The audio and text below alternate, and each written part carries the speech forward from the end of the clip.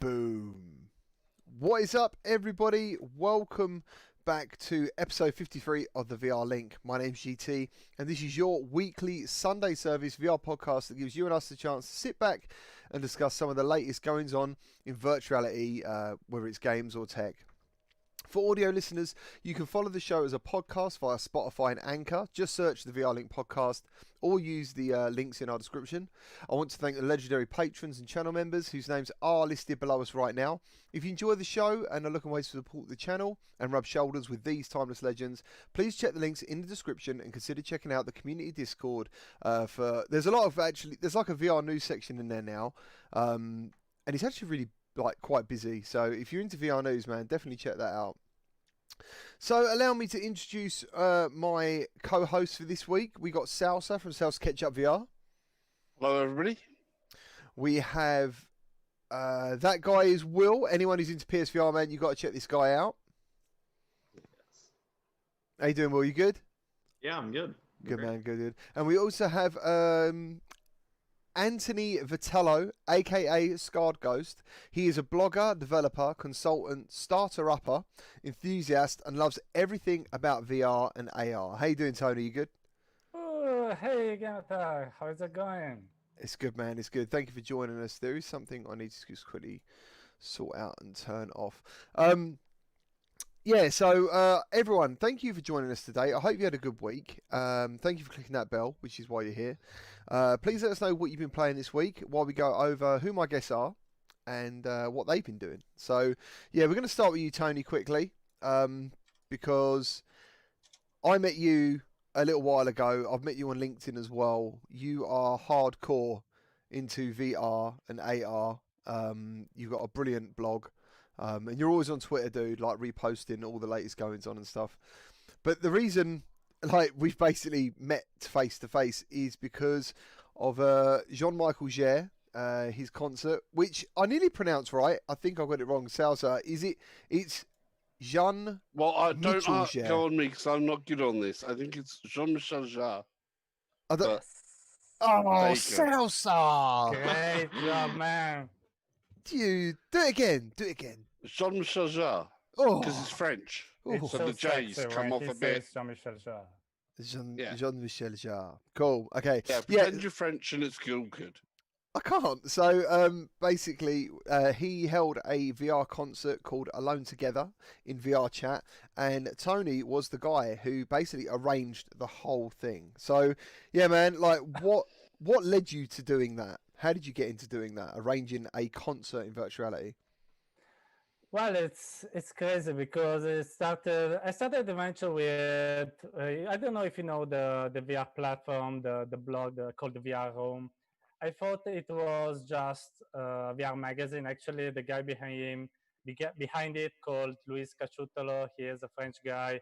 He's all inside his storytelling, VR cinemas, VR festivals. He's all inside these initiatives.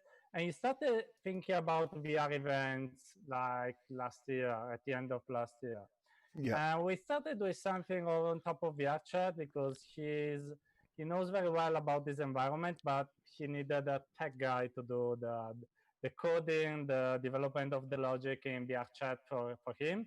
Yeah. So supporting him technically. So we got in touch because he's a blogger, I'm a blogger, so we are in the same environment. And we got in touch over to WeChat, WeChat group.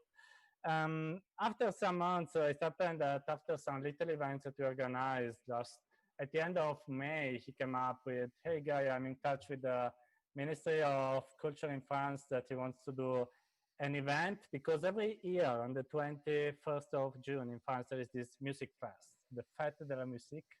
Yeah. In French, it's more sexy if you pronounce it. This year they couldn't do it in real life because of the coronavirus. So the minister was looking for digital events, something new. And Louis went to him and said, hey, why don't we do something in VR? It's more exciting than using Zoom or Skype or whatever. And the minister was very happy with the idea. So they gave him the permission to do this event. And we were all interested in doing it, but the problem is that we come to us and say, okay, we want to do something for the music fest with the French music artists, something super cool. We're very excited. And he said, we must deliver in 3 weeks.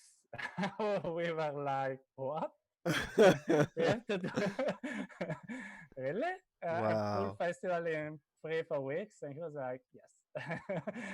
It's so cool. So we decided to go into this crazy adventure. He contacted various artists to do the 3D stuff. He found the star of the event. It was the Jean-Michel Jarre. I had no idea who he was. I'm sorry to Oh, everyone. you didn't know who he was? No idea. Oh, Yeah. I know that if you are an electro music fan, he's like Yeah. a legend. he's like the god of electro 80s. Make it yourself with big mad electronics machines and lasers. Lots of lasers was always important. What is the song? There is one song of his that is Uh, known O- worldwide. Oxygen and Equinox are the two big Yeah. things. I mean, Yeah. So I was the same as they're you. legendary. I was the same as you, Tony. I wasn't 100. I'd heard the name, but I didn't know anything about him. So yeah, as soon as I basically put it in YouTube, that song come up. I was like, oh my Yeah. god, I know that song. Yeah. True. Yeah. It's a major influence on everything through all electronic music and cyberpunk feeling and Yeah. Blade Runner and all of that stuff. Even like your intro there and all of that thing has a part of his influence in that. He's everywhere. Yeah. Gotcha. Jean-Michel is. Everyone was super happy. It's Jean-Michel Jarre. I was like, like that meme. I don't even know who you are. I was like, okay, let's do it. And super cool. But after that, I see that his Wikipedia page is like 2 kilometers long. He's super famous. He Mhm. innovated everything in electronic music. And he kept the spirit because he has already done a concert in Wave VR like 1 or 2 years ago. And now he wanted to do this another concert in virtual reality because he wants to innovate also how to do concerts. So I love his spirit. He wants to always be at the cutting edge. And so just 3 crazy, or like in the end, like 15 crazy people trying to create a concert in 3 weeks for this legend of electronic music. Yeah. VR chat. Also, VR chat helped us. It was a crazy journey. Yesterday I wrote a super long article just to take out everything that I had inside about it. But in the end, I think we delivered it, especially for the people that were in the main room. And so I was also very happy to invite you, man, to join us in this super disco party in VR chat. I was like a milk juice dancing at the rhythm of electronic music. You were a large milk carton in VR, I Yes. believe. Yes. So, it was amazing. And there was like really cool visual effects where like parts of the stage seemed to come out. I thought the music was absolutely crystal clear, and also he spoke to us as well. How many people attended the event in total? Do you know? How many people attended the event? Well, in the main room, so the one where there was the real Jean-Michel Jarre, because if you want later on, I can explain how we organized everything. Right. It was full with 40 people. Yeah. In total, in VR chat, there were 2,500 people being Whoa. in VR or in PC or on the PC, participating into the event in the public rooms, and in Facebook and YouTube streaming, there were like 600,000 people How many? watching the videos. 600,000. Yeah. Yeah, this is what I mean. This with his Bloody concerts. hell. Some of these concerts are legendary things. You know, I mean, he practically lit up That's crazy. the Champs-Élysées with lasers back in the day, and you had a massive, great big laser show and his music all the way from the tower and everything to the arch, the works, all that type of stuff. That is fantastic. So you were there at a true legendary event in It those felt terms. it felt amazing. Like some of the people I spoke to afterwards, it's weird when you obviously speak to a fan of someone. That's when you realise what they mean to people. You know what that meant to some people at that event. Yeah, I literally after this, man, I followed him on Spotify. I've been listening So to his music, so yeah, it's pretty cool. I have to ask, obviously, because we see him there, literally in VR, with instruments. So these instruments that he's got there in VR, he's manipulating VR-based instruments, or just it's just taking his movements from his other instruments. How was that arranged? Okay, so the instruments that you see in VR are just 3D models. They have no interactivity. He Okay. had some Vive trackers to track his full body in virtual reality. And he wanted the calibration so that when he touched the virtual keyboard, he was also touching the real keyboard. So the instruments that you see in VR are fake, but actually they are there where the real instruments were. Yeah. So he's mapped to the real instruments. Yeah. And then you have VR representations. He insisted to have this realism. He wants really to merge the real and the virtual. It was not necessary, but he wanted to create this bridge between real and virtual. I understand.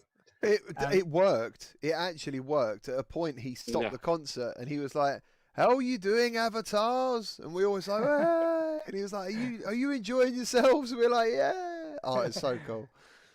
Yeah, it was awesome. He also wanted the quality to be cutting edge.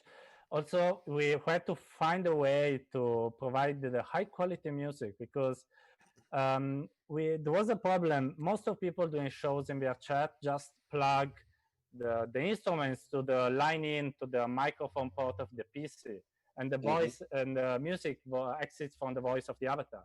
But Louis, when listening to the quality of the music, said, no, it's not enough for Jean-Michel Jarre. He wants more. The other idea was to use video streaming like YouTube or Vimeo, but we know that YouTube streaming has some delays, so he couldn't have the movements of the avatar and the music come later. So we had to find one of the guys working on the project called Georgy Molodovtsov. It's a Russian guy that organizes VR festivals. He found a plugin invented by a Japanese guy specifically for VR chat called TOMAHAWK Chat that through a server on AWS and I don't know what kind of mechanism was able to provide super low, super high quality latency. So actually we had to fight to do a super complicated job just to provide the high quality music. And we were lucky because this Japanese guy posted a post on the VR chat forums like 1 month before the concert. Yeah. So we were like super lucky and also very smart in finding the solution. And that's why you could all have this high quality music inside the various rooms. I just want to say, if anyone, I'm not just plugging the video, but if anyone hasn't seen this, you can just search this online, Alone Together. He is right, the music quality is fantastic. Today, I was playing this video around my uncle's, and he's got like a Bose sound system. And dude, there is some really low, deep bass tones. And I was very impressed. For a YouTube music video, I was like, damn, this is good. You know, this is really good. Yeah. I mean, it paid off, is what I'm saying. It was worth the effort. Yeah, I also think that for you that were in, the coolest things were like, apart from him and his music and the fun that we were all there together dancing from different countries, the visual effects that this artist called Vincent Masson has done were incredible. At the beginning, I couldn't understand what was happening. Also, the first test, if you want to know an anecdote, an episode that the first test he did was 360 movies that was rotating this way. Yeah. So animations rotating all around you. We tested it the first night. We wanted to puke because, you know, in VR, having all the world rotating around you, it was very intense. We told him, no, it doesn't work that way. And so we found another way that there was the stage and effects that were like, you know, a speed of a a spaceship. You see the visual effects coming towards you, both in 2D, so 360 video in 4K, with 3D elements actually like popping out from the video and coming towards the dance floor. And Yeah. all together, the effects were like an improved, like a super advanced discotheque of the future. And I think that only like the last 2 days I saw what was the results, and I was like, wow. Because before just seeing the single pieces, I couldn't understand what was the idea, but in the end, the art director and the artist did a great job, and the result was really incredible in virtual reality. It was honest, man. I really hope they do more like it. It was superb, and and I'm sure everyone who has VR knows about this. It feels like a real event. It feels like real memories of a shared experience, and that's the beauty of it, isn't it? Yeah, it was crazy also organize all of this in so little time. I guess something like that should be organized in like 2 months. We took 3 weeks.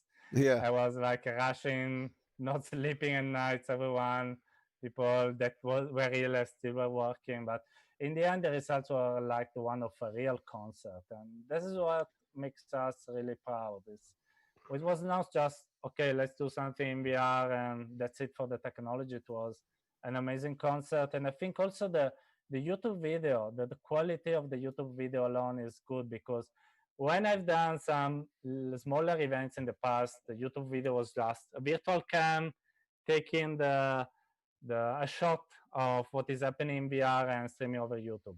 Yeah. There we had like 3 or 4 people with virtual cameras, so we could change the framing every time. Plus, there are some visual effects from the videos mixed with the visuals from the VR events. So if you see the streaming, it is not static. There is continuous changing of what you see. It's very dynamic, and it's also very good to be seeing the video. It was everything very professional in the end. This is what I love. I have a quick question because obviously, like you're saying, there was a main room, which was the live room, and then there would be duplicate rooms.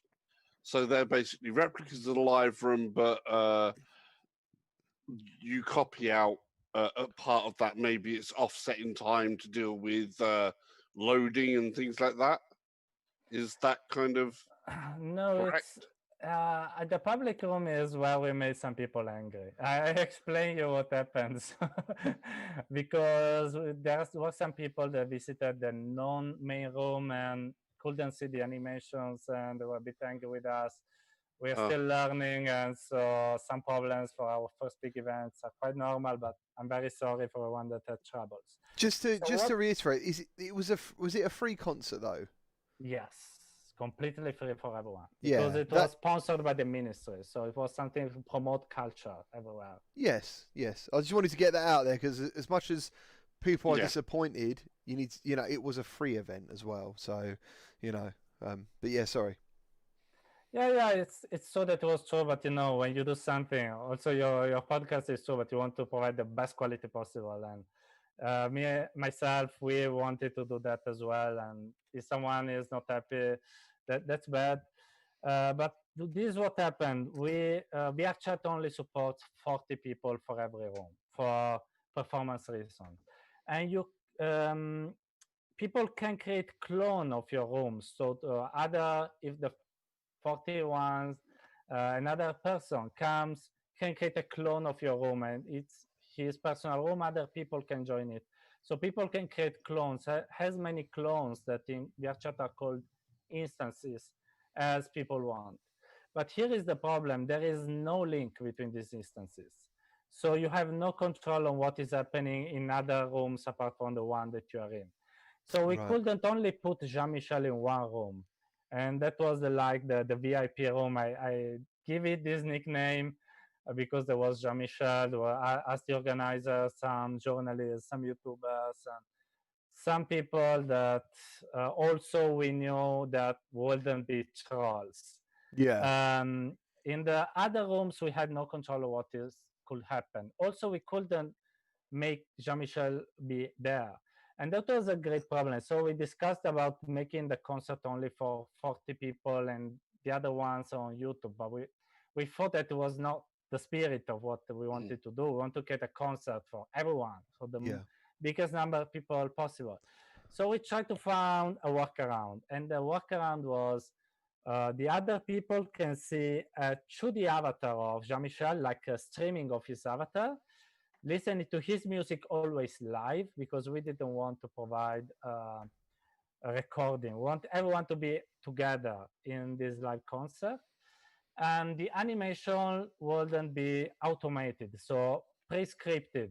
In the main room, there was a guy doing the direction of the animations, the videos, all super synchronized. In the other room, there should be an automation that more or less could give not the perfect, but a good experience to everyone. So cool visual effects with video and 3D effects synchronized, but probably not perfectly synchronized with the song that he was playing.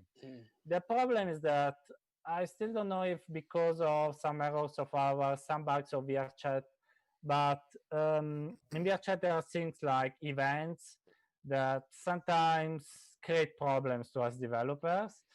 And these triggers, these events didn't trigger for everyone in these rooms.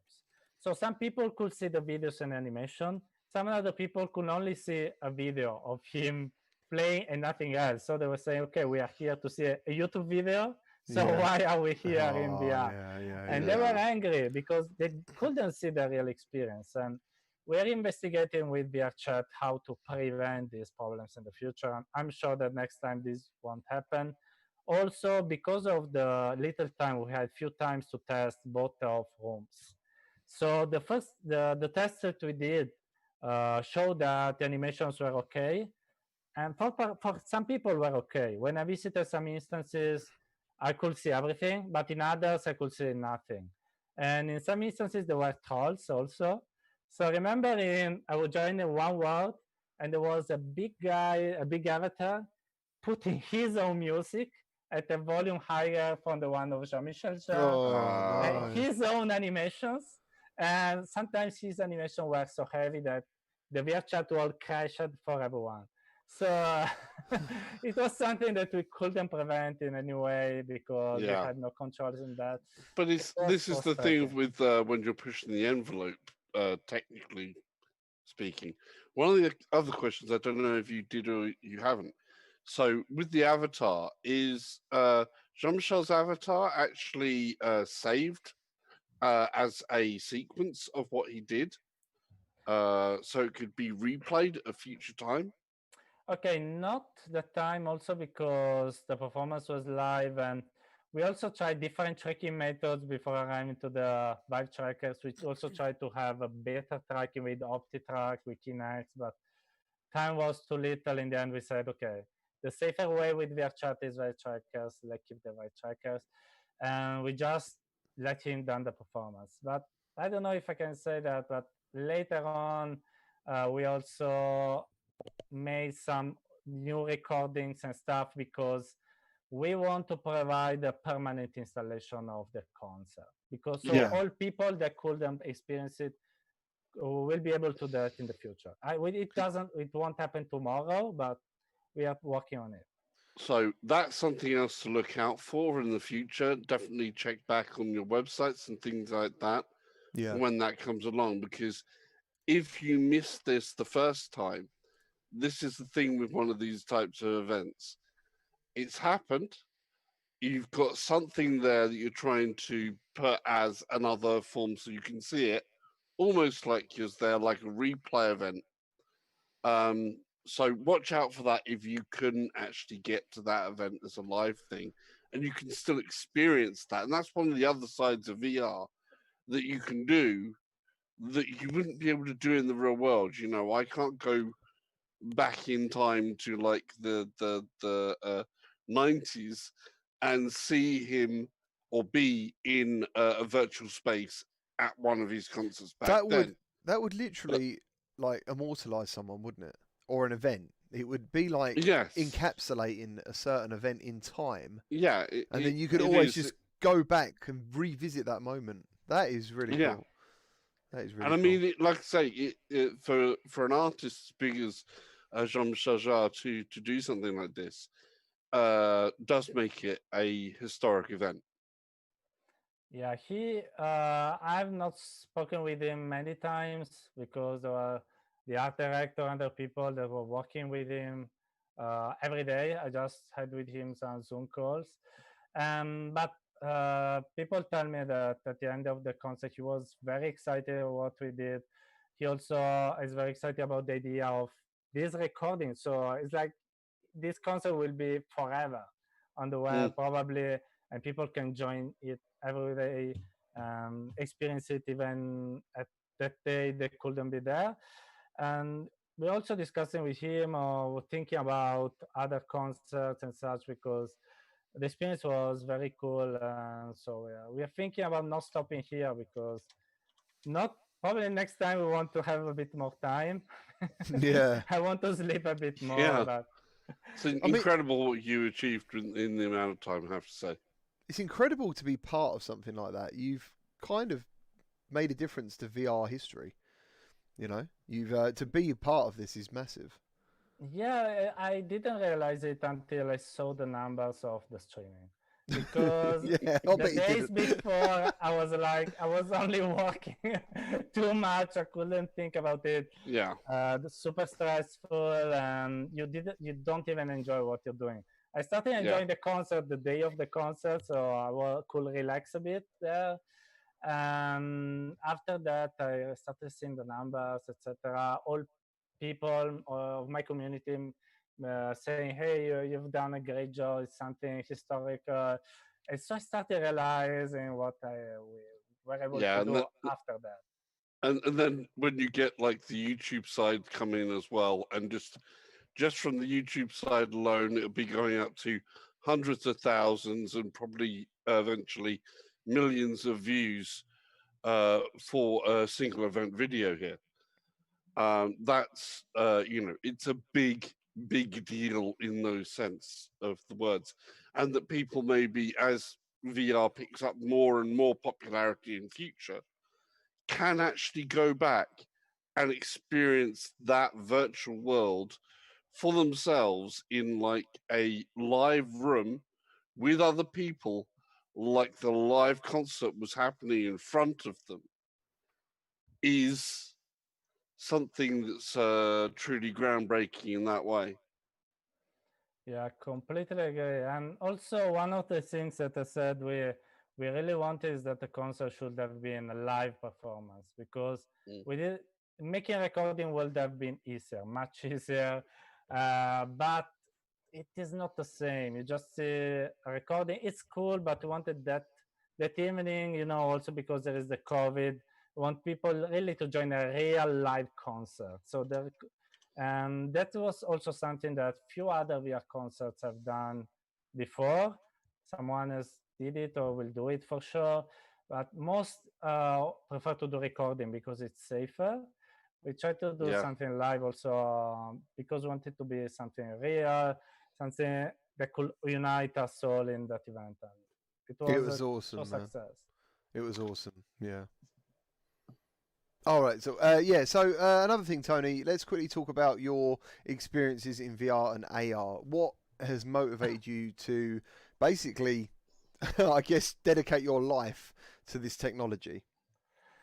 Well, I always liked, CGI, 3D stuff. Also, I studied computer science engineer. I took a specialization course in multimedia applications and computer vision. It was something that I loved. But after that, it was like 2014, and the previous classmate of mine at university wanted to do something innovative. We were watching the videos of the Google glasses, those videos promising that the Google glasses could do everything, making you meet with friends, go to the subway, etc. And so we bought the Google glasses from the United States. We are in Italy. Google glasses were not available there. We spent a lot of money making the glasses do a complicated journey to arrive in Italy. We tried them. We were like, okay, what is this? Because, it was like a teeny display here. You had to look here with one eye, there with another eye. After it was so little. After 15 minutes, it started to overheat over here next to your brain. In 30 minutes, the battery burned out completely. And we're like, what is this? Is not the future. This is really the it's something I don't even know how to define it. Nice. So we were really shocked about it, but my buddy Johnny was a smart man, had the plan B. It was the Oculus Rift DK2. Well, I didn't even know what was the Oculus Rift at the time. So he took it in the office. I tried the Tuscany demo. If you are from the early days of VR, you remember Tuscany for Tuscany. sure. What they brought the Tuscany demo to Boneworks, Yes, which is that pretty one. cool. Yeah, that was pretty cool. I tried the thing with the Oculus Rift. I could see myself in this villa in Tuscany. And with the DK2, you could see all the pixels. The graphics of Tuscany was not, like Alpha Life Alyx. I wanted to puke after 3 minutes, but I was like, wow, this is what I want to do in my life. Like this magic teleporting in another world. Yeah. I want to have this sensation every time. And so I decided in that moment that I want to do AR and VR. So Nice. this is like, bam, love at first sight for me. That is very cool. That is very cool. And I think a lot of people feel that way because one of the key things, as we always say about VR, is you have to experience it to know how amazing it is. Watching it on YouTube, which is kind of like my bag, so I'm going to actually say it's not a great way. But that's the thing. You have to actually get in a headset. You have to get in the headset and see what all the craze is about. What is because also you do some bits in AR as well. So and I've seen a little bit of AR. I think it's amazing. But I've seen you use the Nreal goggles recently. Yeah, recently I experimented both with Cosmos XR from HTC, but I can't speak about it. But there are some videos that I made experimenting with this path-through augmented reality. That is something I love because when you have, we all love the AR glasses with transparent lenses, but when you have a display, the holograms are better colors, they are more real. Also, I made some experiments with 5 Focus Plus about making objects disappear. So diminish the reality that you can do only when you have a camera frame in front of your eyes. So I love doing experiments with pass-through AR, but I also experimented with the Unreal glasses that I got from Beijing, and I think that they're really showing us how the future aspect of VR glasses are. They are super light, they're fashionable. The holograms are pretty bright. Probably they're not as stable as with HoloLens. They're still a bit simple. But man, when you're just a thin glass on your face and you see holograms around you, you understand what is the real potential of AR. I think Unreal is doing a great job for being a little Chinese startup against big giants like Microsoft. Yeah. Also Magic Leap that got a lot of money. And what's your favorite AR experience so far? Oh, you mean the glasses? Yeah, what would be the one thing that you sort of, if you could show someone, if you had like a couple of minutes to go, have a look at this, what would be your... the definitive, this is what AR is and could be. This is where it's starting from. Yeah. This is the... I have to be honest, I still didn't have in AR those wow moment or something super incredible that really blew my mind. I've seen some cool tech demos mostly and some nice experiences, and I think that they were cool. I'm most excited about the future of the technology probably. At the present, the applications I'm not so convincing in my opinion. I don't know if you had more luck than me about this. I'm still waiting for. Do you remember the Jaws commercial from Back to the Future 2? where the shark come out of the sign of the cinema? I thought that's what I'm waiting for. Yeah, me as well. If you there is an AR demo that was done for, I can't remember if it was for Magic Leap or for HoloLens, which was whale jumping. Whale jumping? So, Yeah, basically you need a very big open space. So if you was in like, you know, car park or a gymnasium, Yeah. they actually had a full-size humpback whale projected for you. Probably was Magic Leap because it's a whale, so it's Magic Leap. Yeah.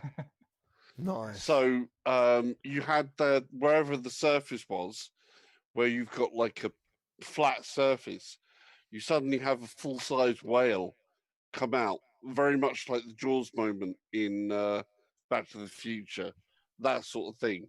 No, But that's cool. it's still AR. It's the FOV thing and the overlay that's very hard to do yet. I mean, it's more technology than VR. VR is that we've got to where we are in VR right now is incredible to think of. You know, I know that for myself personally, I've been in VR headsets and stuff like that since the mid 90s. And, you know, I started writing about VR and all this type of stuff with art backgrounds side of things back in university in the mid 90s. And back then it was tiny little thing and da-da-da. And AR is kind of at that stage of the 90s, I think, whereas VR has had that time to develop. So you've got that much catch up for AR to do until it expands outwards, I think. I'm guessing as well, VR can offer entertainment, and that makes money, doesn't it? If you can give people a Call of Duty and say to them, "Oh, Call of Duty's in virtuality," they're going to think, "Ah, yeah, that'd be cool." It's like, I guess in AR, there's still that limitation of, I mean, for example, Star Wars Squadrons coming to virtuality is huge. You know, other companies are going to see that. Half-Life. So yeah, I think that's what's going to keep it growing, isn't it? And growing quicker. Is there's money to be made. There's, I think you probably, I'm sure we're going to go on to this later with the new goggles that are happening from Oculus that we've seen this week. Oh, I wasn't Where going to we're go going to into go it, to but the. you can. Okay, so anybody who hasn't seen particular bits of news, Oculus was releasing some of their prototype stuff, which is actually a holographic screen base headset. And when you have like any other VR headset at the moment, you've got your screens, then you've got lenses, you have all of this sort of stuff that pulls it further away from your face because there are physical needs to get that view that you need to be able to focus on. And what this does is take the screen, which is super actually thin, closer to your eyes, but then it's focused in different ways. The image, rather than being the way that it is, it actually uses lasers to project a holographic image inside of a thin layer, the full sort of captive display for it. It's very weird technology to explain, which they've only managed to do for like one color at the moment. But have you heard about this, Tony? Yes. Also ask the Jerry Ellsworth, the girl behind the Tilt 5 glasses. She's a super expert in optics. She worked at Valve in research lots of years. Ask her, when can we see this technology? And she answered, soonish. And this means that it's not something 10 or 20 years away. Soonish, in my maybe opinion, means 5. something 5 years. And it's 5, exciting. 5, 5 years to have VR glasses that are like sunglasses. Yes, of course, probably there will be a little box as a computational power. You have to attach it to the PC, but it's mind-blowing. So I really hope that this research will go on. But it's something that is real, so it's not just marketing fluff. It's there. There is a prototype, and it is a technology that is going to be implemented. Yeah, it's a very strange thing as well because a holographic screen does not work the same way that a flat screen does. Holographic screens mean that they actually have depth perception within a single surface screen. So that means that your focus is very focal, if you like. A holographic display can be very focal.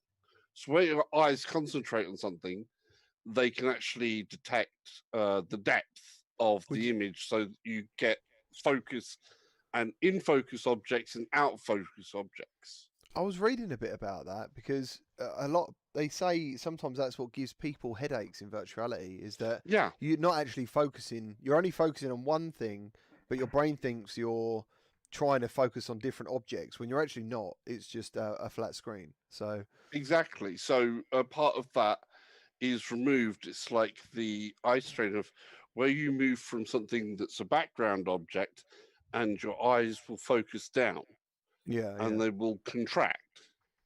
yeah. And Sounds as good. you move closer, they will expand, and it uses muscle groups within your eyes to do that.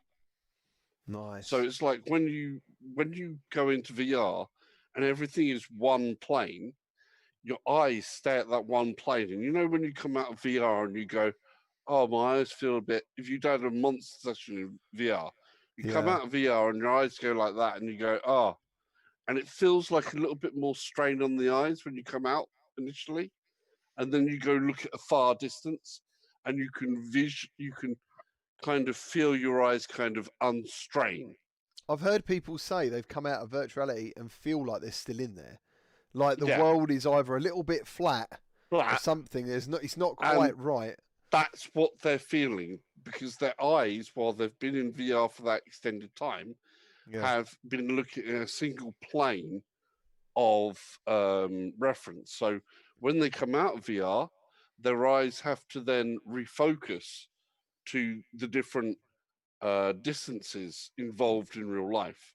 Yeah. And that's what that happens. And the HoloLenses, these holographic lenses, no, not lenses, holographic screens, will allow you to have that sort of variance as well.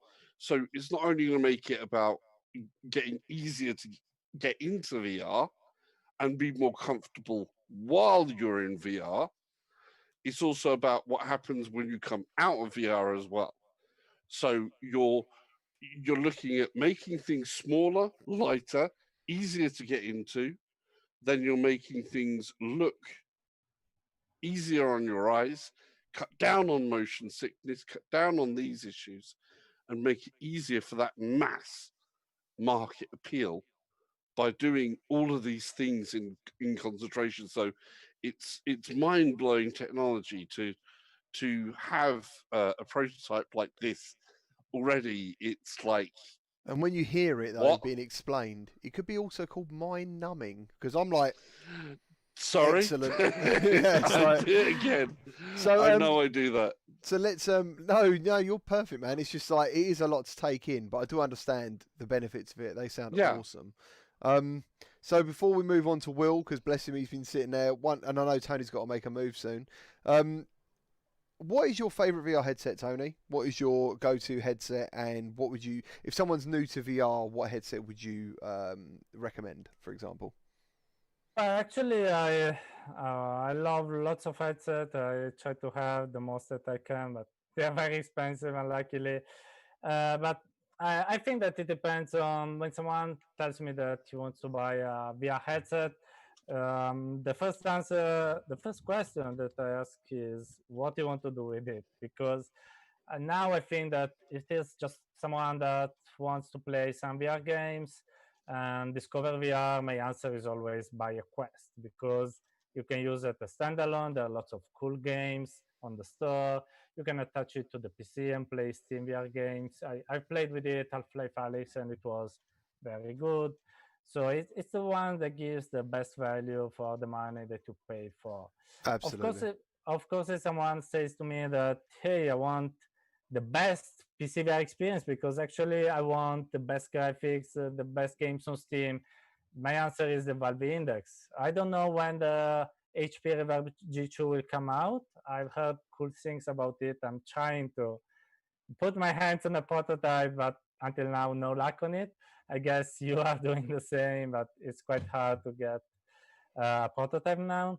Yeah. And the Valve Index is probably when you read the specification is not anything special, but when you wear it, there's so many little improvements in the field of view, in the lenses, in the display, in the frame rate that altogether make it a wonderful experience. I also try to use it for 4 hours to work as a developer in Unity. So seeing my desktop in big screen and working, I was able to work for 4 hours all in VR.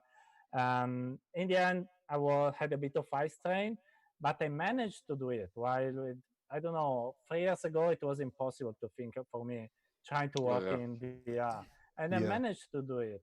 And instead, if someone wants to something customizable and wants wireless, probably the White Cosmos or probably the Cosmos Elite, because the White Cosmos actually is not that bad as people think, because when it started, it had lots of trouble. So lots of problems. Many of them have been improved with time. The big problem remains the controllers. The controllers, if you put them this way, the tracking is not good. This is why people maybe recommend the Elite over something else there, but it has a price tag. It has a price tag that probably should be, in my opinion, $100 less to become truly compatible with the Rift S and the Index. So I hope that HTC will listen to the community and lower the price on the Cosmos Elite. But it has, I love the Cosmos that you can have eye tracking with 7 events on accessory. You can have wireless. You can have different faceplate. I have the one for mixed reality, and it's awesome.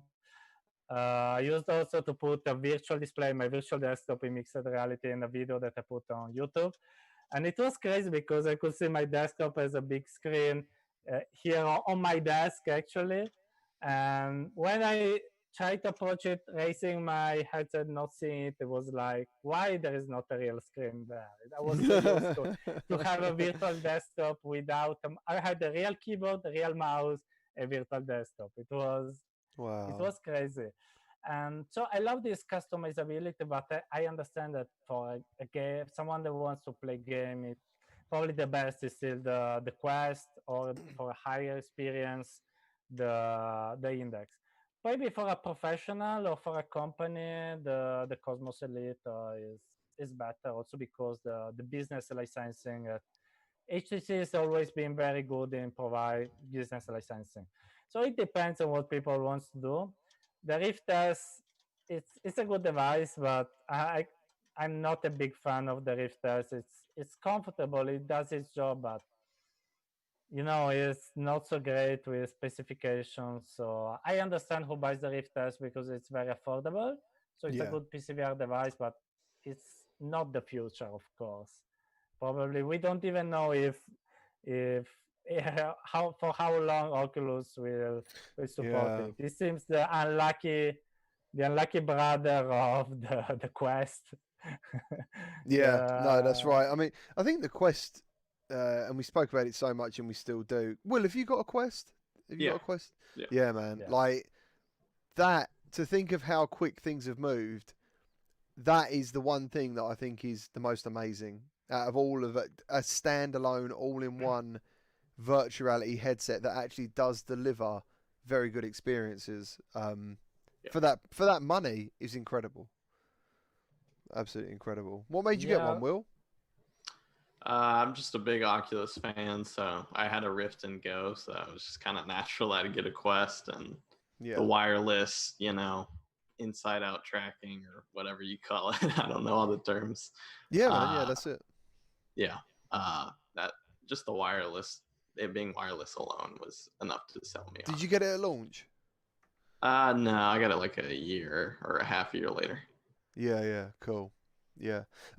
So if someone wants to game, you're saying the Quest is the best entry point. But if they're looking for something more serious on PC, more like the Valve Index. Nice. Yeah. Excellent stuff. Yeah, Ben, we are very curious about what will come later on, also for the standalones. I've just tried something about the Pico Neo 2, but not enough to express a real opinion on it. sometimes for something I noticed that they try to copy the Quest. Well, yeah, I do like the whole idea with the Pico Neo of inside track for the HMD and then magnetic field for the controllers, and having that dual methodology there, where obviously inside out is great as a head tracking, but controller wise and other wise, I find it a little bit not as good. Is good, but not quite as good.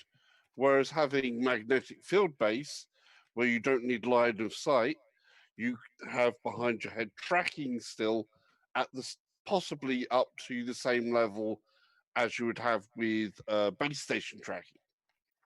But it's a different methodology on how they have to work the mathematics to work out where your hands are. But it's an interesting thing with the Pico Neo. I'd like to see more of that methodology, I think. But, you know. Yeah, I think that the difference between Oculus and the others, like HTC, Pico, Shadow Creator, and all the others, is the level of polish and the speed of improvement. Because if you look at the specification, they are more or less the same. But when you look at the polish and the details, the tracking, the improvements, Oculus is far beyond the others. So that's the real difference, the real added value of the Quest. Also, for the link, you know, the ability to connect the Quest to the PC.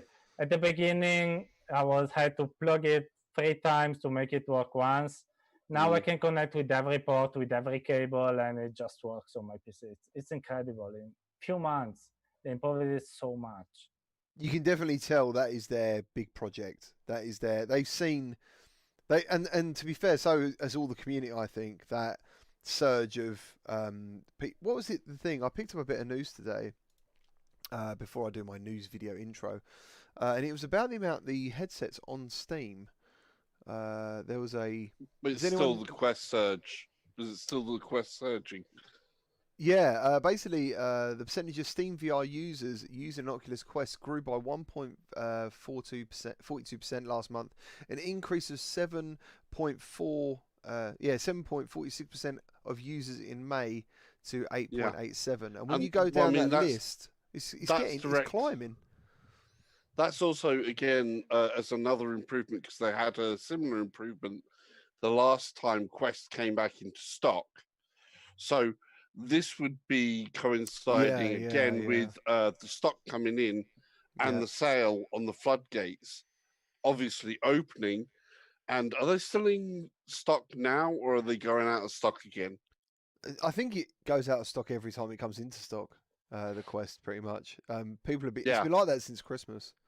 So there's the floodgate again of them getting another stockpile of headsets in, them selling out, and immediately you're seeing increases of 1.5% on Steam. Yeah. For a headset that's a standalone usage, that is mind-bending stuff, because Steam, in terms of usage numbers, it stayed relatively stable on the split anyway between different headsets all the way before it. Yeah. And then you had like this comes in and does something like that. That is a very big change of landscape. Do you know the thing is what they've done? They've given you like a little door and gone, do you want it? Like, you've got a Quest and it's amazing, but then you see Lone Echo on PC and you're like, oh, that looks really... Half-Life Alyx. Oh, man, I'd love to play that. And knowing that you've got a PC VR headset in your hand, the temptation must be huge. It must be too much. Yeah. You have a lot of people out there that don't realize they do actually have a perfectly capable VR-capable machine. Yeah. You know, you've got people out there who've been playing their flat screen, their FPSs. They've been making these things ramp up to, 240 FPS to get their killer shot on their snipes and all of this lot. But their machines are really, really quite amped for 2D. And then, of course, that translates into VR ready as well. So, guys. So, one more thing. Do you reckon we're going to see a new Quest soon, or a new Rift soon, what do you think is going to be the first thing to change and happen? Because New Rift, no. no, I don't know. Maybe a new Lenovo headset, but probably not a new Oculus PC headset. I love my Rift S. That's really telling, isn't it? Maybe a new Lenovo, but not a Rift S. Ooh, that will hurt. I love my Rift S. I really do. What have you got, Will? What's your PC setup? I just got a normal Rift, but it's showing its wear. I need to get a Rift S someday. So. Nice, man. So you would actually you would get a Rift S instead of using your Quest as your PC VR headset? Honestly, I haven't been able to get the link yet, so that's something I'll have to look into. I don't know how big of a difference it is. But... Would you want the official cable then, or would you be happy to? Because I've tested one from Go Quest VR, which I think they can't call themselves that anymore, or something I heard the other day. A 5-meter cable from them was $28, and it worked absolutely fine. And the weight, it actually weighs less than the official cable. Oh wow. Yeah, I'd definitely go with a third party if I could get it for cheaper and it works just the same. I'll send you his thing on Twitter, you know, so cool. he'd probably be interested in you checking it out, man, checking it out. So Will, let's head over to that guy as Will. We met, must be 2 years ago now. I can't even remember. We met a long time ago. As you can see from his thumbnail, he's a PSVR supporter mainly. He does explore VR, but he loves PSVR. That is your community, dude, isn't it? Is the PSVR community? Yeah, definitely. So, what got you into virtual reality? What was your thing? Well, I mean, I always liked the idea of it, but I just saw the prices and I'm like, oh, I'm never gonna get that. But once E3 rolled around and PlayStation, I believe it was 2016, then Sony showed off all those titles, Farpoint, Batman. I'm like, these actually look like good games. And then what really sold me on it is, I believe a few months later, there was a GameStop demo. I was like, okay, I'll try it out for free.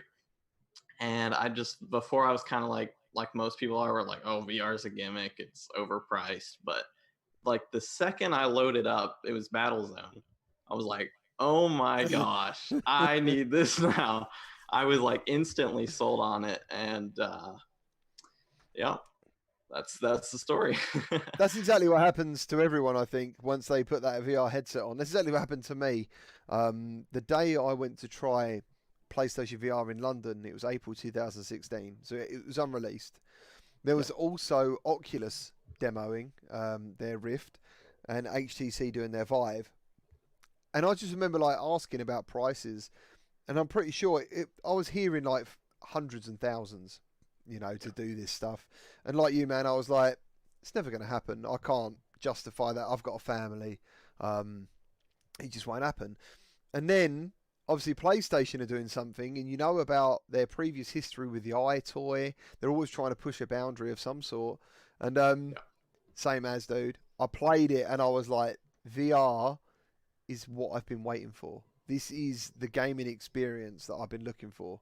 And I tried to jump out the van in London Heist. Well, I didn't know I couldn't. Luckily, I got scared. I sort of opened the van door and looked down the road. I thought, no way am I jumping out of this van. Potentially, I probably could have done that there. I did think about it.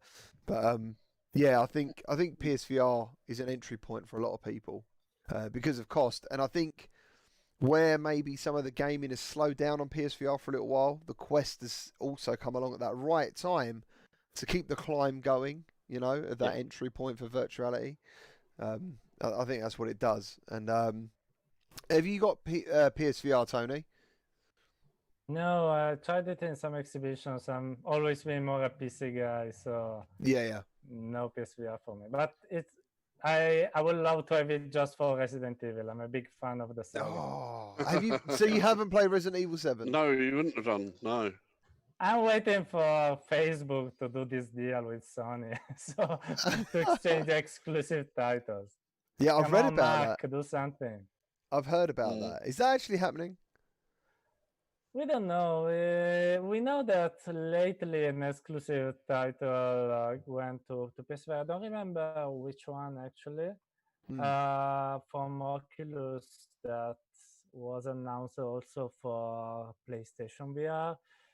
So we were all thinking about if it is actually happening, but no official news about it. Nice. So yeah, back to you, Will. Quickly, why did you start a YouTube channel? What was your? Because obviously, there's something I didn't personally do anything for like a year, even though I was completely mad about it. I'm telling everyone about it. I'm watching YouTube videos constantly, finding like Parole, PSVR Frank, all this stuff. And then one day, I think you just think I want to share this. I want to maybe reach out and talk to someone myself. What happened with you? Yeah, it's pretty similar for me. I like casually did YouTube. I just occasionally uploaded me playing some game, just gameplay. But I think once I started seeing people like PSVR Frank and Without Parole, I was like, oh, so this is actually pretty easy to do. The PSVR is like a built-in sharing feature. You can Yeah. live stream instantly. So I was like, I'll just do a few. And then over time, it just started to grow. I was like, wow, this is actually like a thing I can do. This is actually growing. This could be a future for me in some way. And I just kept doing it, started making videos, and now I'm still going. I'm like 100 something reviews in. So Yeah, man. Yeah, and like 2,000 subscribers is awesome. You know what I mean? That's yeah. 2,000 people who love your content and want to watch it, and your reviews are really good. Especially when you say that line, "But is it any good?" That's my favorite bit. That's my favorite bit. I always wait for that bit. So let's quit. I'll tell you what I want to talk about quickly. Is Iron Man VR. That was one of the reasons that I wanted to reach out to Will, because I asked if he'd played it, if he'd finished it. He has done a review of it. You are more than welcome to go and check out his channel, check out that review, subscribe while you're over there. Who's played Iron Man VR here? I've played it. Tony, have you played Iron Man VR? Without, well, yes, no, it's you PSVR because he hasn't. Yeah. Okay. So not. yeah. So Sal, so I would say you could easily join in this conversation, because I don't think there's much difference between we're the not demo. going to give. We're not going to give away spoilers, but for everybody, we had a bit of conversation before, because we have a bit of talk before we go live, and I had a little bit of a problem, and it's called this particular move controller here, where it's tracking very crazy. So my left hand was looking like it was doing this. Yeah. Constantly, which was not good when you're trying to fly in an Iron Man suit. No, not at all. You probably go all over the place. I want to talk about. I've completed it now. I'm assuming Will has, obviously, because he's done a review. Will, I'm going to let you lead on this one. Watch it. Yeah, go for it. Tell me about your Iron Man experience. And yeah. Well, where do I even start? It's difficult, isn't it? Because the game actually carries some weight in my mind, because it's such a big release. You know, it's a massive deal. I'm sure that, you know, to have an Iron Man, a Marvel Iron Man game in virtuality is a big deal. It's gonna push headsets. I was while playing it, I found myself getting more disappointed while playing it, if you know what I mean. I've written a review, but yeah, let me see what you think. Well, I guess I'll just give a little rundown of what I think. Yeah,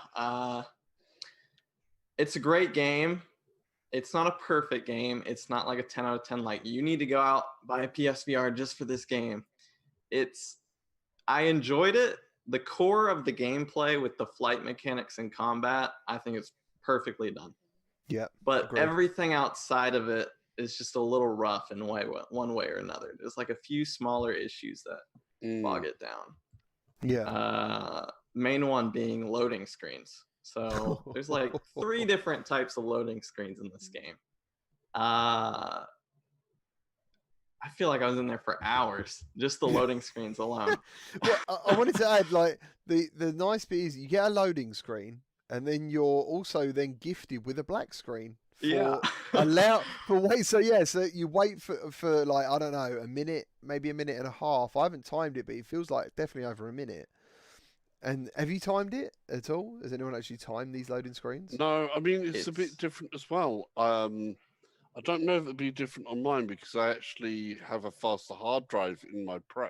If you have an SSD, it probably is faster. I don't have an SSD in there. I do have a faster hard drive. So my hard drive is probably about close to twice the speed of the standard hard drive. Yeah, well, they should make a difference, obviously. But yeah, on my standard Pro, man. But even then, the load times are significant. Oh, you got cold yogurt reckons they're 2 minutes, give or take. But yeah, so you wait for this loading screen, and then you get another, I don't know, maybe 10 to 20 seconds of pure blackness, which is like, what's going on? Because the first time it happens, you kind of think, what's happening here? Why is this? Because the loading's done. I agree with you. I think the flight mechanics are awesome. Every time I found myself going into the headset and the HUD comes down and you fly around, you're like, this is brilliant. I love it. I think they've done a fantastic job of being Iron Man in VR. The main problem I had is, and this is without this is story aside, because I think the voice acting and the story is actually really good. I'm happy with that. The combat got old for me, and it doesn't mean it's not intense. It was just repetitive. Yeah. This is one of the things I've so people know that I'm just coming into chapter 2 because that's when my Move controller decided it was going to go no further. Yeah. So I'm pleased to hear that you're liking the story because I was just getting into the story, and that was one of the things that I thought was going to be important. Yeah. Because I like being compelled by a good narrative story. So if it has that, that's not going to be too much of a letdown. But you are quite right. If the mechanics get old too quickly, that can be an issue. Yeah, go on, Will. It looks like you're going to say something. Sorry. Yeah, I mean, I don't think the combat is necessarily boring, but I think it's just every mission kind of feels the same. Like you do one thing, you do one objective, and then you fight waves of enemies. Like you said, a glorified wave shooter sometimes. And the objectives that are in between the combat, they're not very interesting. They're like stuff we've seen hundreds of times before. Move this crate here, defend this tower. It's just, it doesn't really do well at breaking up the combat, in my opinion. No, that's right. And also the incentive, apart from the story, to push through the combat, I found a little bit lacking because as much as, and they are upgrades. There's like 3 areas on your suit that you upgrade. At least you want to upgrade your boosters. You get a choice: upgrade your nanotech so you heal quicker, upgrade your blasters, kind of thing. And then there's extra weapons. But for some reason, I had no drive once I found like the weapons I liked, so basically I've got a loadout within, like, the one you get originally for free is enough to play the whole game with, and that's the problem. You don't actually then get the ultra uniblaster. You don't get the ultra shoulder cannons that are better than the previous shoulder cannons. You could just play the game with the loadout you get at the beginning. You don't necessarily upgrade those particular weapons to make them more powerful. So then the idea of chasing the currency then seems a little bit pointless, That's what I felt. So, what you say, basically, actually, I'll go to Will. Will was about to say something. I cut in there. Oh, you can go ahead. I was just saying, so I saw that part, obviously, in chapter 2, you get introduced into the weapon system, the weapons crates, and the upgrade routes. Yeah.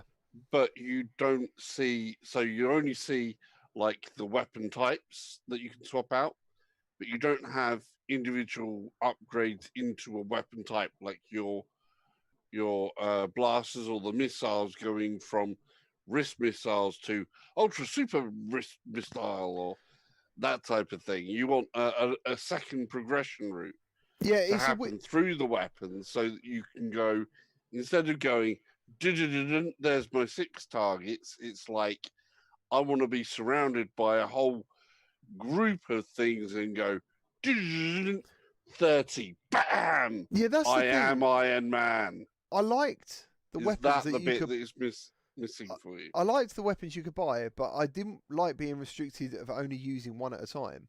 Like, for example, why isn't there voice recognition?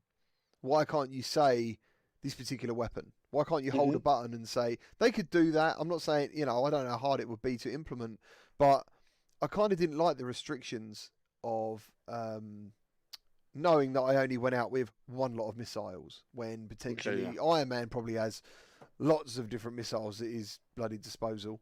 I thought the suits were really cool. I really like that. And Will made a good point, actually. The combat isn't boring.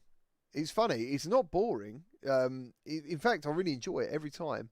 But when you're doing the same thing over and over and over, you can't help but be like, man, this feels old quite quick. And I put it down to like a sugary treat or like a really strong alcoholic drink that if you have it in bits, I think it's really good. Like, it's going to be nicer. Yeah, I think if you played this for like an hour, maybe done 1 or 2 chapters and walked away and had a break, because every time you get back in that headset, it's really cool. Every time. You're like, yeah, this is brilliant. This is how I'm actually planning on playing it, because like I said, I was going to play 1 chapter at a time. Yeah. Because I'm playing it off stream, just because of different things. But I was planning on playing and recording 1 chapter at a time. Yeah. So I'd do 1 chapter, put it down, give myself some time, come back and do another chapter 1 at a time. So that's a recommended way of maybe going through so that you don't over Iron Man your Iron Man. I think so, yeah. I think that's the important thing. I think if you're not a reviewer or a content provider of stuff or an influencer, you can't... It's weird. I would not recommend this game because if I gave a review score of this game, it'd be like a 6 or a 7 out of 10 at most. But Will, what did you do scores, don't you? What did you... Oh, no, I just do a verdict. What was your verdict on this? Yeah, I recommended it if you're like a big superhero fan, but yeah, I did explicitly say like don't play for several hours at a time like I did. Now, I said that I don't think most people will. I feel like most will enjoy it more than content creators just like us, just because they'll probably be playing 30 minutes, an hour at a time, while we're like, okay, this just came out. Let's play through it. Let's play 3 or 4 hours at a time. But yeah, I just said it's a good game, but it's not as good as everyone hoped it was. Yeah, it's not a system seller.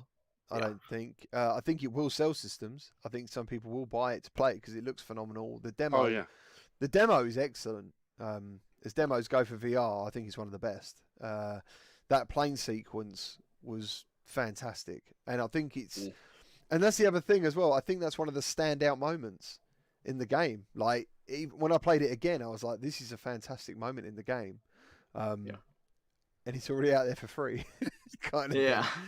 Do you know what I mean? And that's the thing. It's like, this is amazing. It is slightly different in the demo. I mean, the chapter 1 is basically the demo altered. Yeah. There was a couple of differences there. And there are a few things that are, could do with a little bit of polishing. Yeah.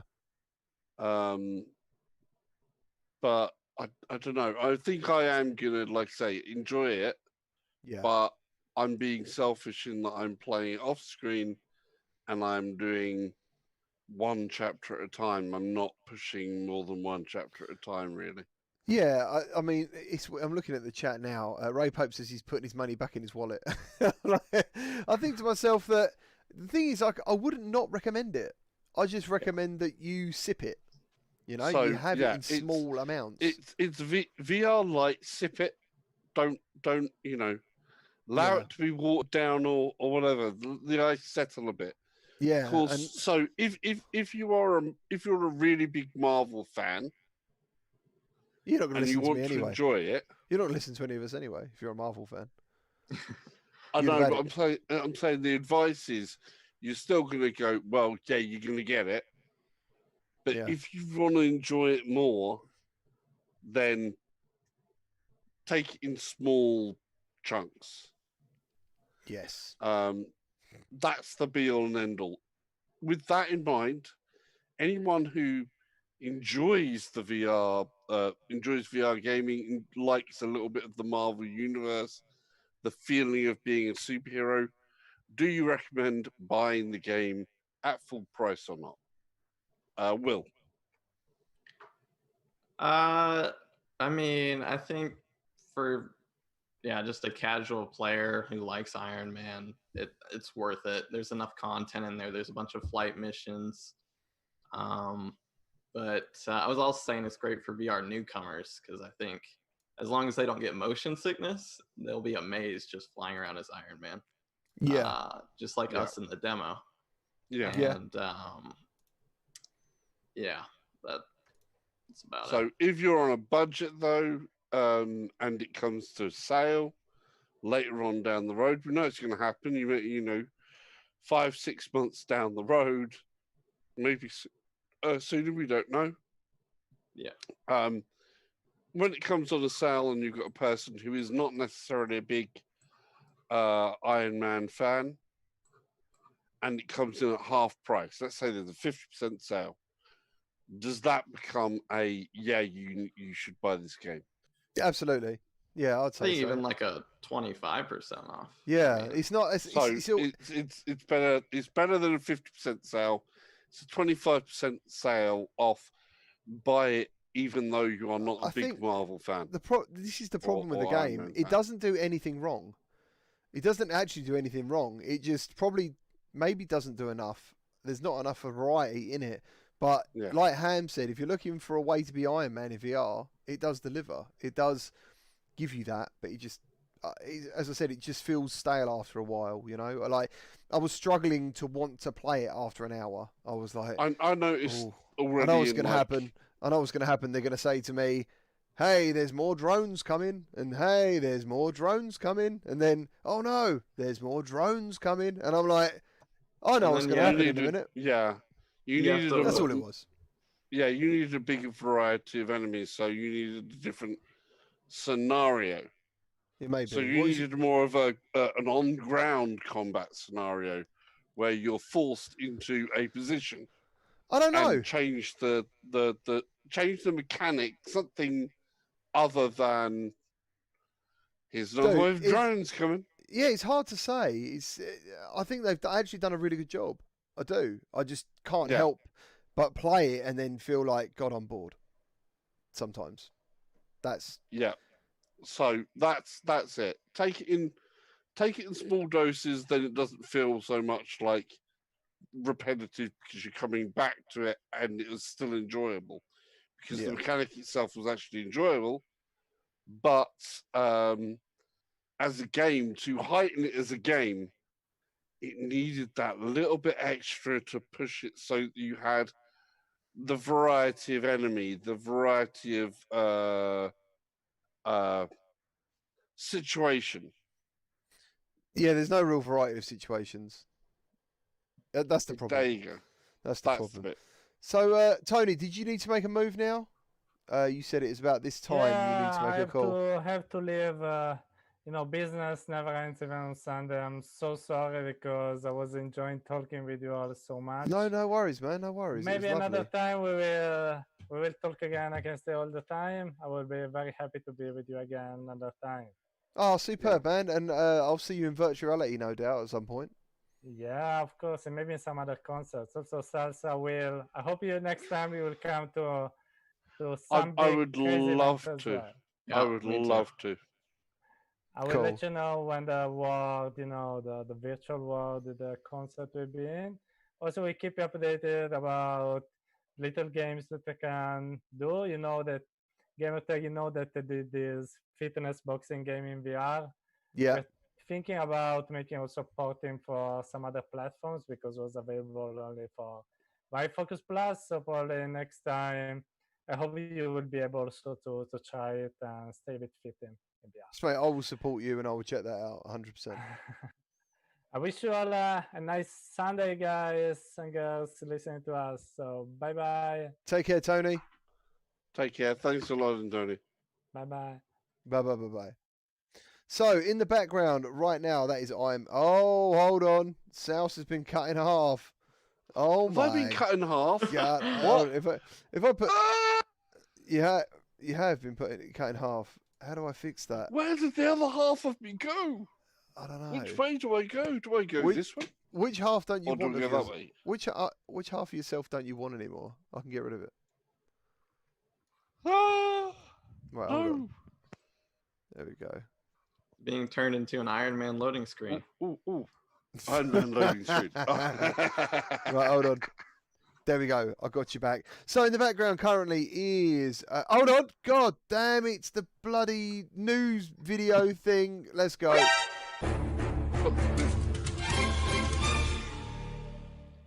And we're back. There we go. That was the news intro. Sorry about that.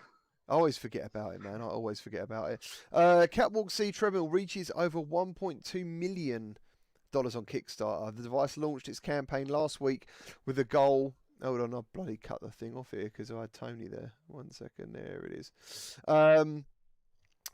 Last week with a 100,000 funding goal. At the time of writing, this is from Upload VR, the campaign has reached 1.2 million in funding with over a month to go before it closes on the 31st of July. The early bird special deals that offer the treadmill from anywhere between $699 to $899 have all been claimed, with the price now per treadmill at basically $1,000. That, I think is really cool. Yeah, I know, but dude, think about it from like an arcade perspective. Yeah, no, I arcade perspective, I get it. I'd love one. I'll be honest. I think I would love this. I think it looks brilliant. I really do. And I watched Nathan's video of him using it. And to be fair to him, he didn't get much time to, I think, practice with it. So he looked a little bit awkward. But when you see the guy before, you know the potential of this. Because when I first saw it... We've all seen Nathan's dancing, so it may not be just on treadmills. Yeah. It's I think it's awesome. And like he can... Because when I first saw it, I thought you couldn't crouch. There's certain things you just couldn't do, but no, you can do all that stuff. But if you had a VR arcade, dude, like get 4 of these bad boys, it'd be amazing. Yeah, I get it, especially if you've got a space restriction, which let's face it, most of us do. Do you know what? I could use one. Ways to do that. But where would I don't know where I'd store it. To be honest, I don't really know the weight of it either, so I don't know. I think it does fold up that way, doesn't it? Is it that way? I don't know. Yeah, I think this back part. Yeah, I think basically goes flat over the thing. It's got like a kind of shape there, so it's pretty much flat pack. I think it's pretty cool that he's also on PC VR and PSVR, as we've just seen. You've seen him using it on the Quest. Will, talk to me. Are you getting one? No, I'd love one. But I thought it was going to go, what do you mean, behind the green screen? Yeah, look at that. Yeah. It's just kind of how I felt with VR before I had one. It's just so expensive, and it does seem like it'd take up a lot of space. And I just it's kind of hard to imagine like a VR treadmill in my already somewhat small VR area and the price of it. But I think that's one way to get me and other like VR veterans into an arcade, because we're not going to go to one to play Beat Saber or anything like that. But if they had a VR treadmill, then I definitely would check that out. I think, like you said, small space as well. If you have you been to many VR arcades? No, not yet. I've been to I've been to a VR arcade. I have. I've been to two, but most of the things I've done are actual demos from real developers, kind of thing. So Yeah. yeah. Well, it's obviously a little bit different when you do that. I do recommend if you do after lockdown and COVID and all of this stuff, please obviously make sure things are all safe and good and social distance and blah blah blah blah blah. But it's a really good type of thing to go with a few friends. I mean, before the lockdown and all that happened, before COVID really happened in a big way, there was a few of us, myself, Buck, who was on the other week, Yeah. Dr. Oculus, and I've forgotten who else. There's someone else. Basically, we went along to a VR arcade and had an absolute blast. So, one of the big games at the moment with Tower VR, you go in there and you've got a bigger What's it amount of called? space. The Tower tower tag. VR, Tower tag. tower tag, tower Yeah, tag. yeah. Cool. So playing tower tag in a bigger space. Then you've got some others that pull out that bigger area. And like you say, you do have these type of things as well. The walking simulators, but you also have ones that actually have bigger spaces, and then you have motion simulators, which you know who can have a motion simulator in the house. Yeah, yeah. Once again, it all comes down to space. I mean, funny enough, Tantrum was just talking about setting up his Guardian. You need that 2 meters by 2 meters, don't you? Really, even most games are designed with 2 meters by 2 meters. Yeah, for the movement. So yeah, but I'm so pleased for these guys hitting that Kickstarter. That is a brilliant success, and I hope it does really well. You know, because you never know where this is going to go afterwards. You know, as I said, we always talk about this is early days still, yeah. isn't it? It's not too far out in terms of a normal treadmill. I mean, even a normal treadmill that you walk on can be like 400 odd quid. Yeah. So a VR treadmill being, 800 quid Well, there, think of the is it? Kickstarter guys. They were getting them for 699. Yeah. So So, it's the one that they flew out. Yeah. Yeah, it's good, man. It's good. Next up on a bit of news, and I actually did get to try it out because of this. Onward is coming to Oculus Quest on July the 30th. It's developed by Downpour Interactive and being published by Shadowpoint developers. It's being published by CodeSync, who are the developers of Shadowpoint. Downpour has also been working with Unity directly to optimize the port. If you don't know Onward, it's a modern military simulation game with a single player, cooperative gameplay and multiplayer modes with up to 10 players and a variety of gameplay modes inside that. The Quest version of the game will feature full cross-play support, which we keep seeing. We keep seeing games with cross-play. Cross-play and is also cross-buy. With PCVR versions on Steam and the Oculus Store. The Quest version of the game will have content parity with all upcoming updates to that version. Though Facebook isn't.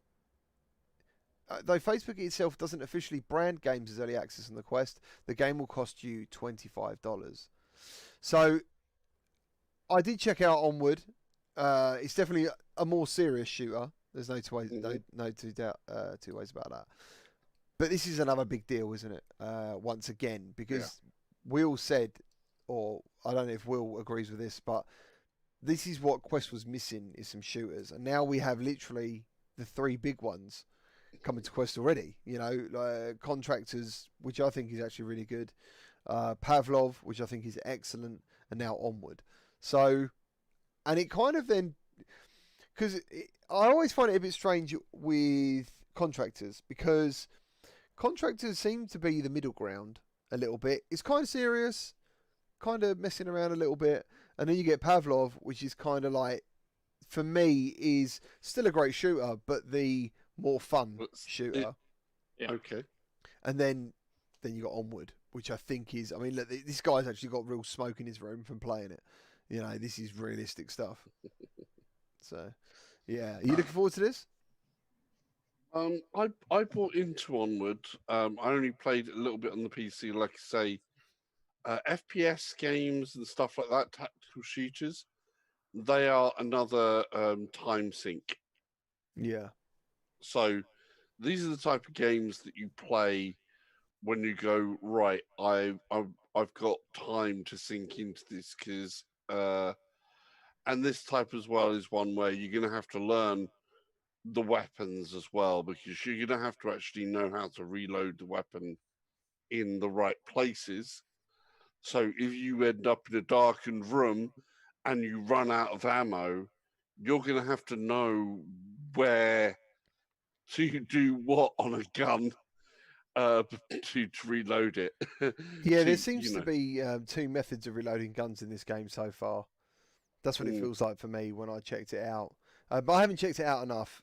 And I think the Quest is going to be the way that I do it. Because, like I say, it is a time sink once you get into them. And especially if you get in with a group of friends, you build up a bit of a community of people that you know. Yeah. And you play against on a regular basis, or play with on a regular basis. Yeah. You can find yourself really sinking a lot of time into this game, which obviously can make it really worthwhile on the buy-in. Yeah, I'm looking forward to it, man. I'm really looking forward to Onward. Are you going to get Onward, Will? I'm not sure. I have it on Steam, but I haven't given it a shot yet. I think a Quest version sounds awesome. I think most shooters are really immersive on Quest, just because you can actually, crouch and take cover without being tangled in a wire or having to worry about rotation. It's like when I played Crisis Brigade on Quest compared to PSVR, it was like a completely different game. So I was able to freely, get down on the ground and actually take cover. So if Onward's anything like that, even if it's more tactical. I think it's awesome, and I think with with CodeSync backing it and publishing it, I just think it's such a big deal for VR.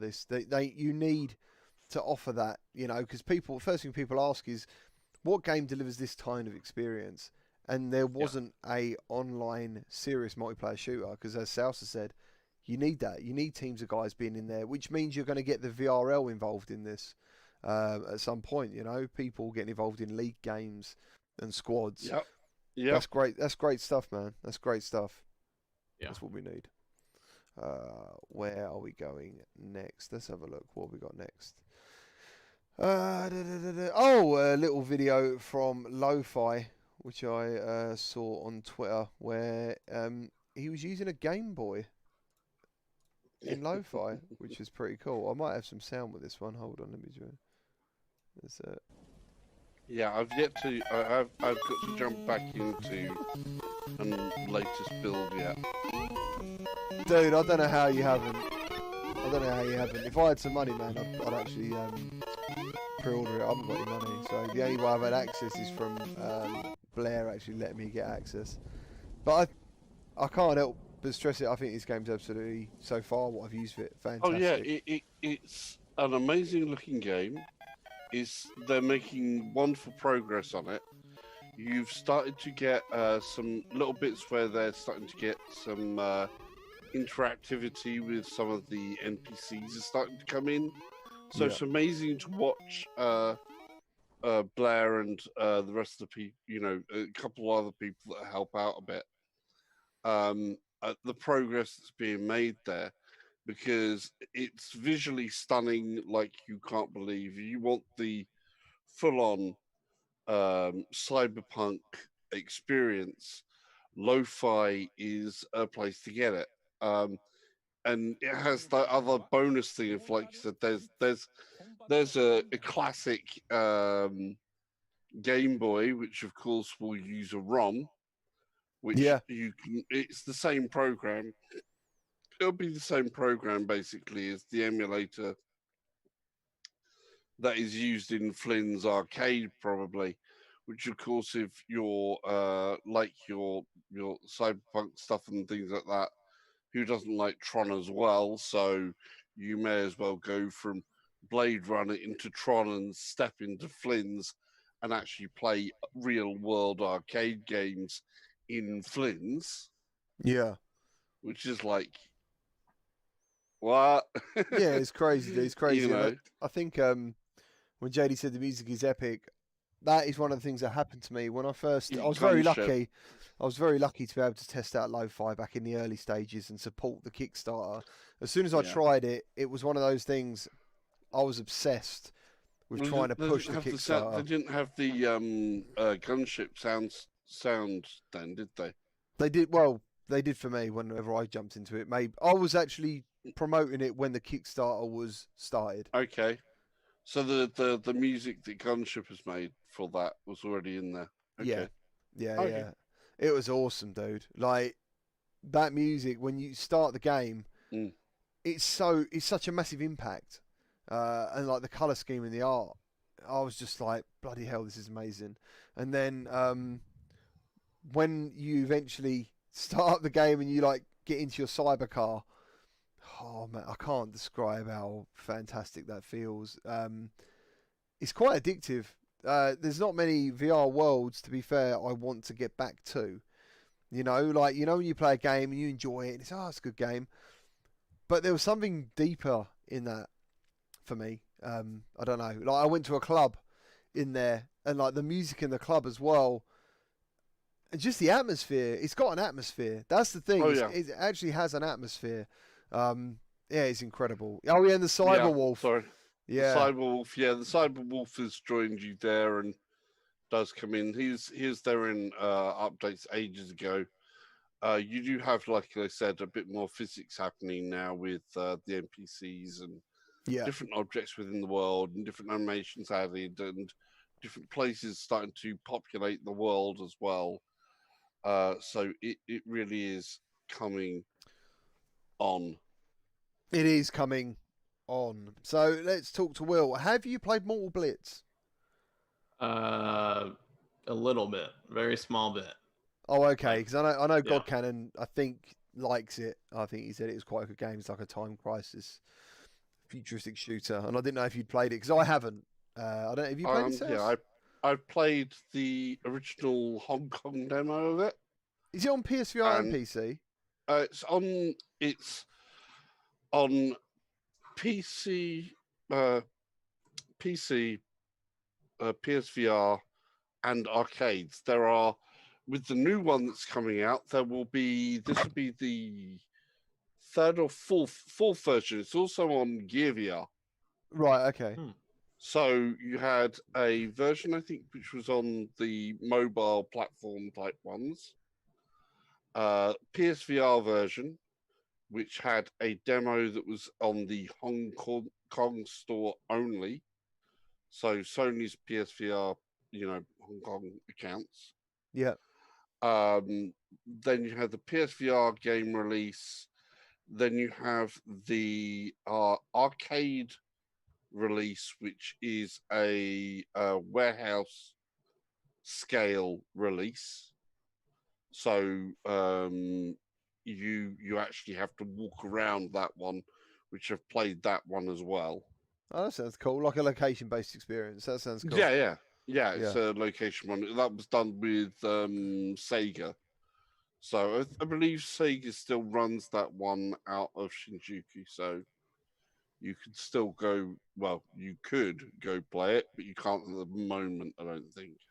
Nice. So Mortal Kombat Arena is a free-to-play add-on. I don't know if it's an add-on or a standalone. It might be a standalone game which is free-to-play. It's got a standalone. It'd be really weird if they made it as an add-on. It's got a beta launching in August. It is a full release. Is planned for September. Keep in mind these dates are only confirmed for Japan right now. It's not clear if the game will be releasing in the US and Europe. But as you said earlier, same as me, man. I've got the I've got a Japanese account, because you need stuff like this. You check out Godzilla in VR. It supports DualShock 4 and the aim controller, which is excellent. So yeah, I mean, I'm looking forward to this, to be honest. But one way I'm a bit worried about it because it might be a bit. How can I put it? With Tower Tag, it looks a bit like that idea, which is a brilliant game. There is no real locomotion in the world apart from yourself on this platform, so it could be really good. It could be really good, but I'm wondering whether the player base is going to be there for it.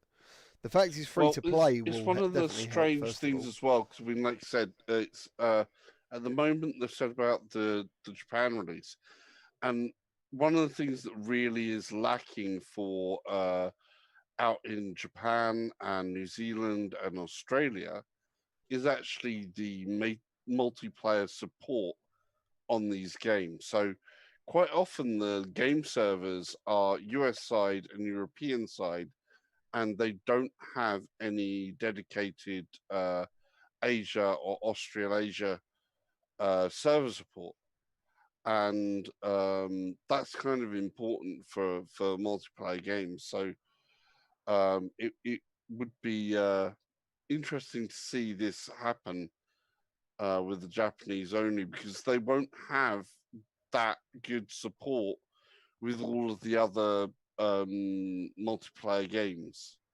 Yeah. So you could end up with quite a good amount of people only in that region.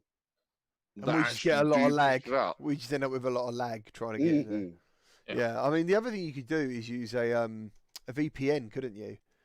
If you use the VPN, you still get the lag. Get lag.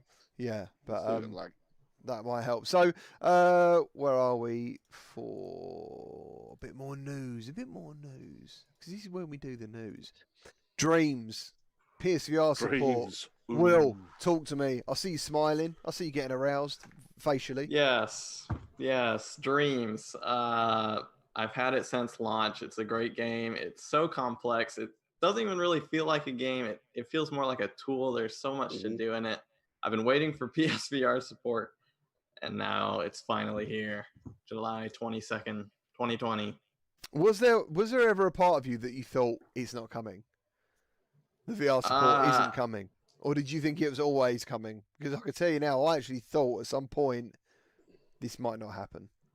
Personally. Well, there was a part of me that thought it was just going to be slapped on. It would be just a very kind of simple VR add-on where you could just be like, oh, wow, I'm looking around in this little area. But no, it is everything I hoped it would be.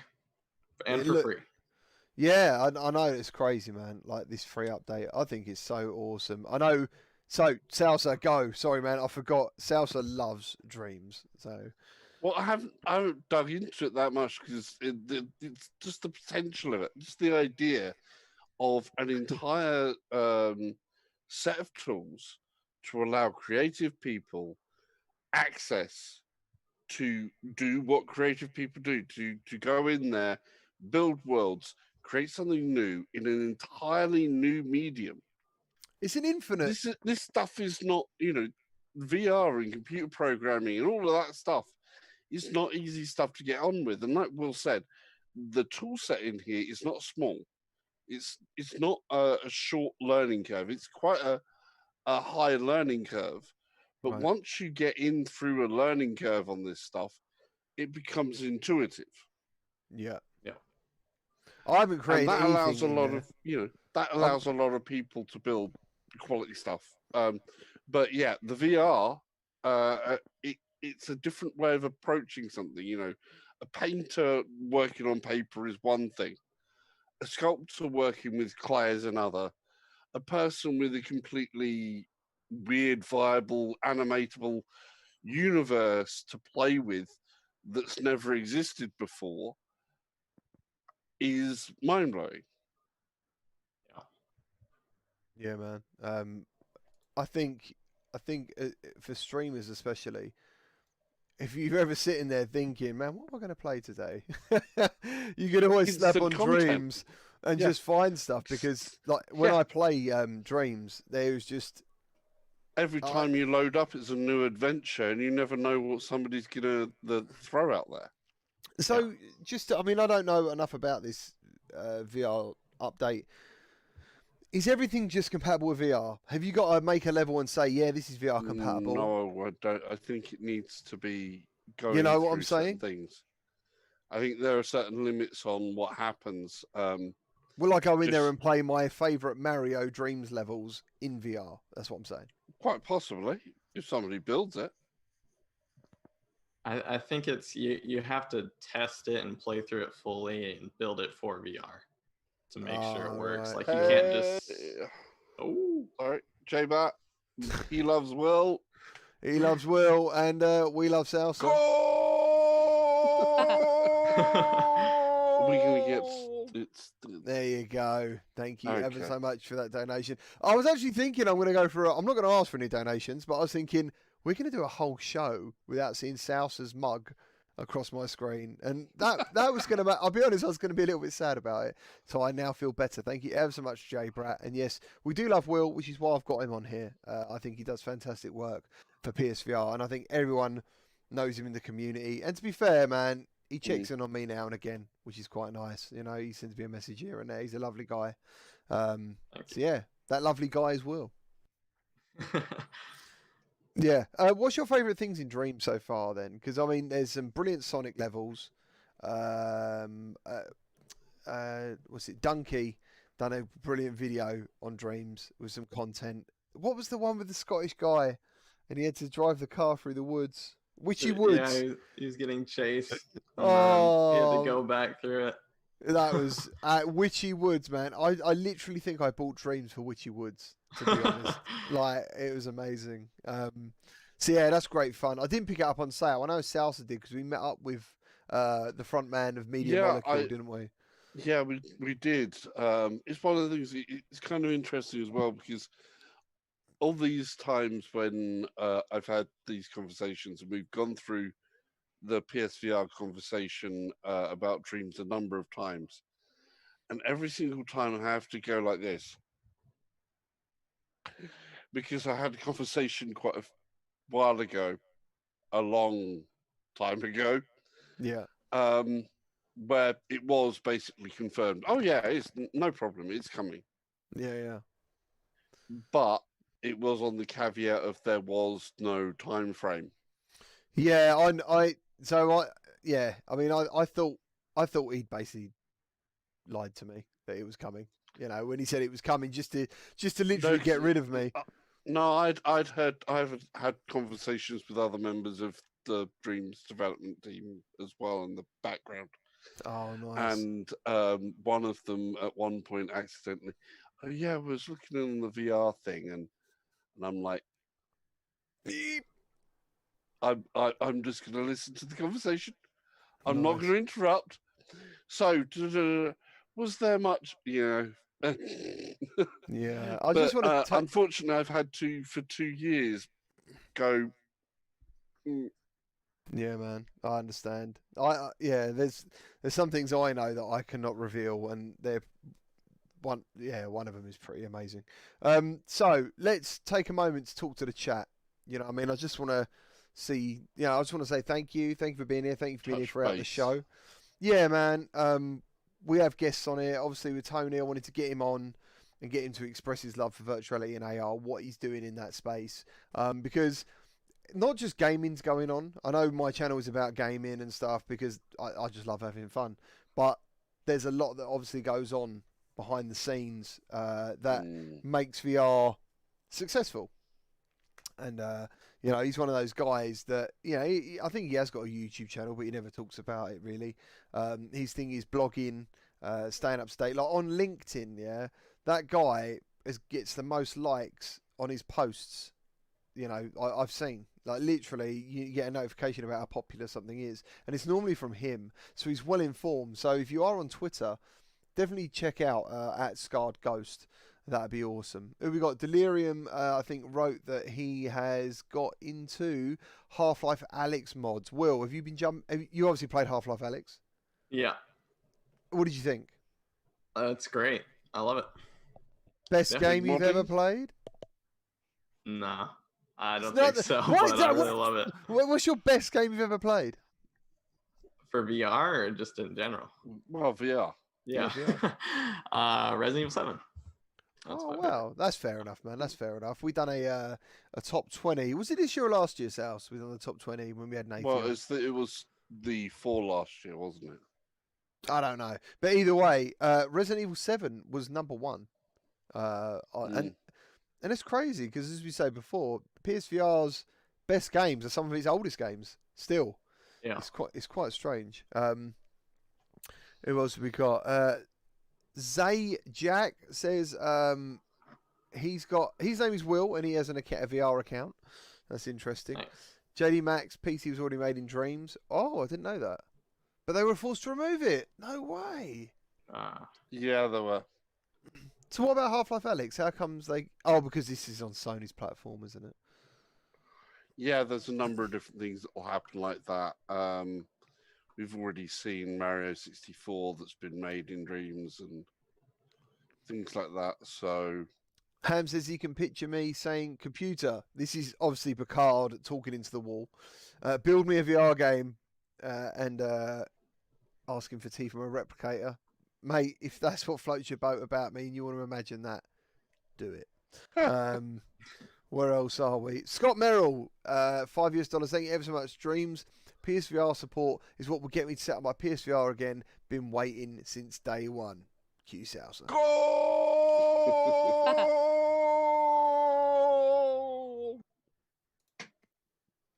Never gets old. Thank you ever so much, dude. And that's great. Diz says, I played Sprint Vector the other night and chatted through the camera and everyone thought it sounded good, but no 3D audio. I played Sprint Vector the other night. Oh, yeah, I know what you're saying, man. Yeah, because you can use your camera mic.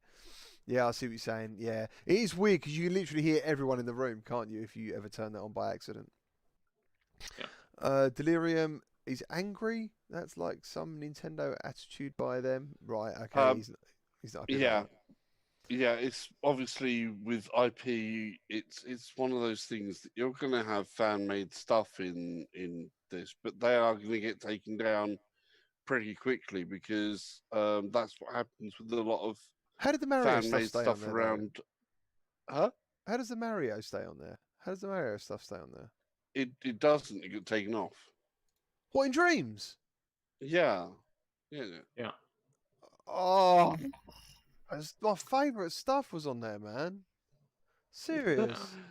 You know, someone else is going to make some more of it, and Right. you know that's the thing.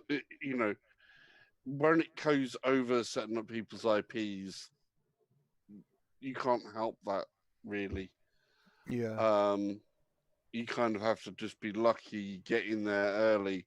If someone makes Mario 64 in VR compatible mode, No. that would be just like, wow, well done you.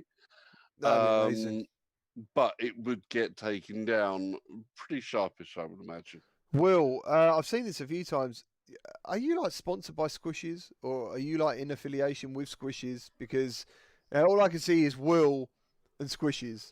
Like, what's going on? Yeah, it's kind of this running joke I've had for like a few Yeah. years now. It's just some decent game, but I just like Squishies. Squishies is the best game ever. I'm gonna make Yeah, Squishies too in Dreams. Oh, are you? Excellent. Nice. I look forward to checking it out. He's plagued by squishies now. Someone asked as well, can we talk about Star Wars Squadrons? Because we've got a new guest, we can definitely talk about Star Wars Squadrons. Will, are you a Star Wars fan and are you looking forward to this game? Yes to both. Nice, dude. Yes, nice. yes, and okay. I don't know. At first, this year was for PSVR. There wasn't much going on, but lately, just month after month, we got Walking Dead, Iron Man. We're now getting Dreams. We're getting Star Wars Squadrons. It's really crazy. It is crazy, dude. Because as you said, like, and Tantrum said it as well. I thought VR support might wait for PS5 for Dreams. Yeah. Saints and Sinners, as much as we knew it was coming, that game outperformed my expectations on PSVR. It is a superb port, and I'm assuming, Will, you've played both versions. Do you agree with that? That it was an excellent port of the game? Oh yeah, it's amazing. It is very good. It's definitely a must-own title.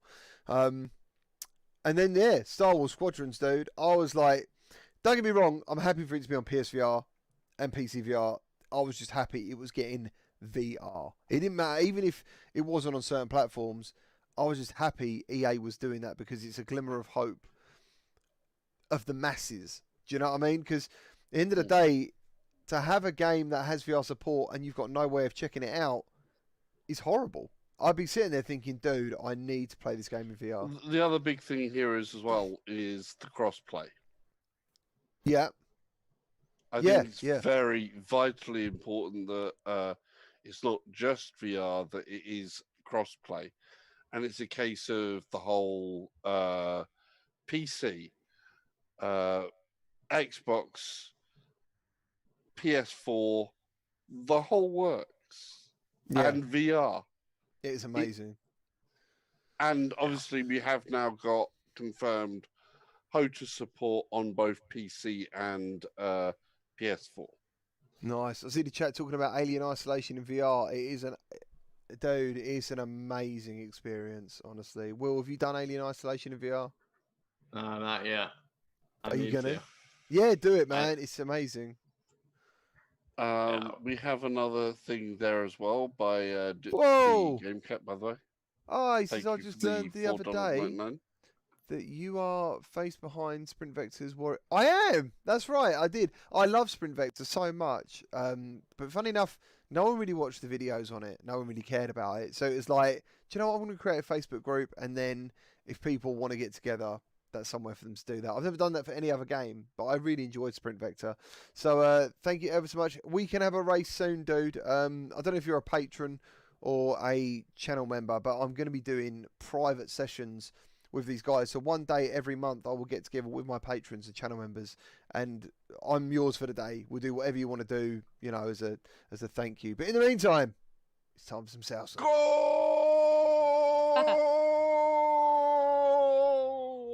I love the fact that there's a delay, because I know these two guys are just sitting there watching me go. And everyone else is quiet and nothing's happening. So yeah, that's awesome. Thank you ever so much for that donation. What else we got in the chat today? Oh man, I love Pistol Whip. And you got Pistol Whip coming to PSVR as well. Yeah. That'd be awesome. By the way, guys, I am in communications with what's up, Will? We also got a few people that have just got themselves some G29 steering wheels. Oh. So there's a few things out there. We've obviously this week as well we've seen the release of Automobilista 2 on PC. This is your fault, guys. Go on. This is the release. So it has been released now. It's out there. It's official. It's still got the discount on it at the moment while the summer sale is on. I'm enjoying it. I'm really liking it. Still has a few more things to finish, but it's a proper sim. It is a proper good sim. I thought you said sim, because Salsa is a sim for racing games. I like Automobilista, but beware, it's a skilled one. I've been spending most of this week trying to just drive some old 1970s F1 cars on 70s versions of tracks. Right. Yeah. Which is something you can't do outside of VR. Yeah, true. Delirium says that The Walking Dead Saint Sinners is the best game with PSVR. It's definitely in the top 10 if I was going to do a top 10 nowadays. For sure. Great Tantrum. I just bought Saint Sinners and Gorn for PSVR. Oh well, there's plenty of other games I can get into on PC. What else have we got? Yeah, talking about VR Aliens. Nice. Get to the chopper. He's decorating. How you doing, man? You all good, dude? Thank you. Look at that lump of hunky man flesh in the bottom left. He's talking about you, Will. Well, excellent. No comment. I was expecting Will to flex then. Nice. Other big news, the HUD elements can be reduced for better immersion. Yeah, I read that about Star Wars Squadrons. Yeah, that's pretty cool. Well, I think it's a HUDless thing, really, isn't it? It's a what's there, the instrumentation on the actual cockpit is the HUD. It's not a HUD as such. You got Cold Yogurt says in Iron Man's fridge there's a drawing of you. I'm not sure who he's referring to. Does anyone know the drawing of someone in Iron Man? No? Did anyone investigate the fridge? I mean, I went to the fridge nearly every time to eat a sandwich. I'm going to have a look. I haven't seen one. But in the meantime, thank you ever so much for the donation.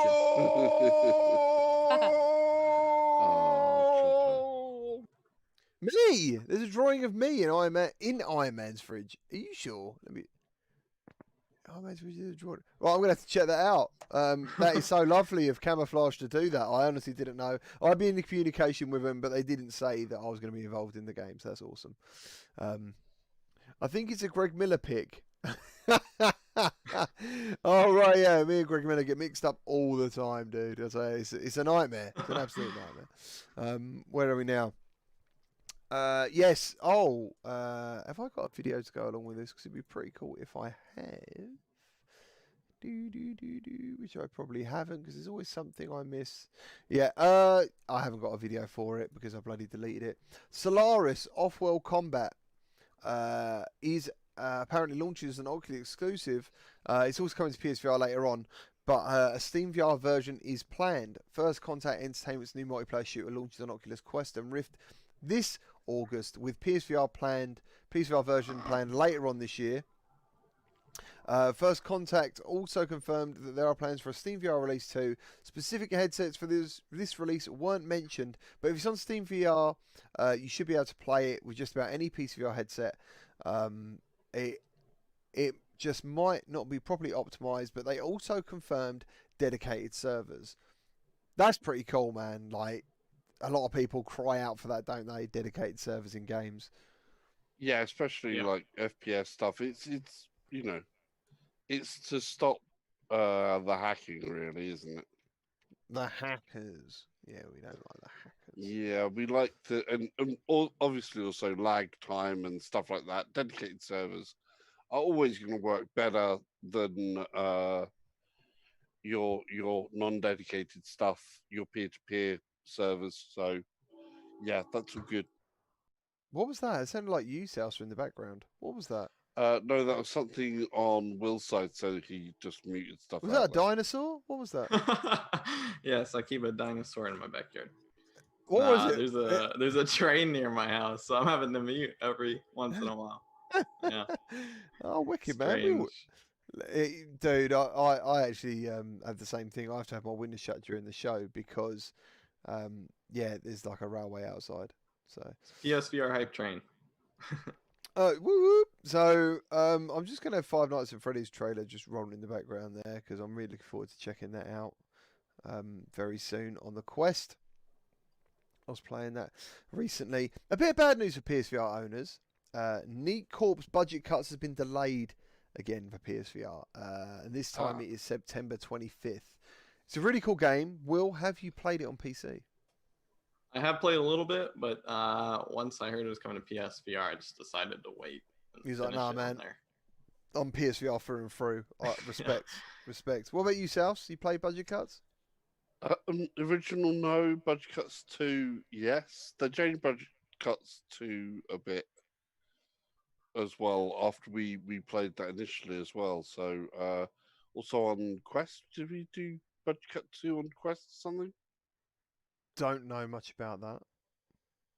Or was it just me where I'm putting it on the Quest from my PC and getting mixed up with stuff?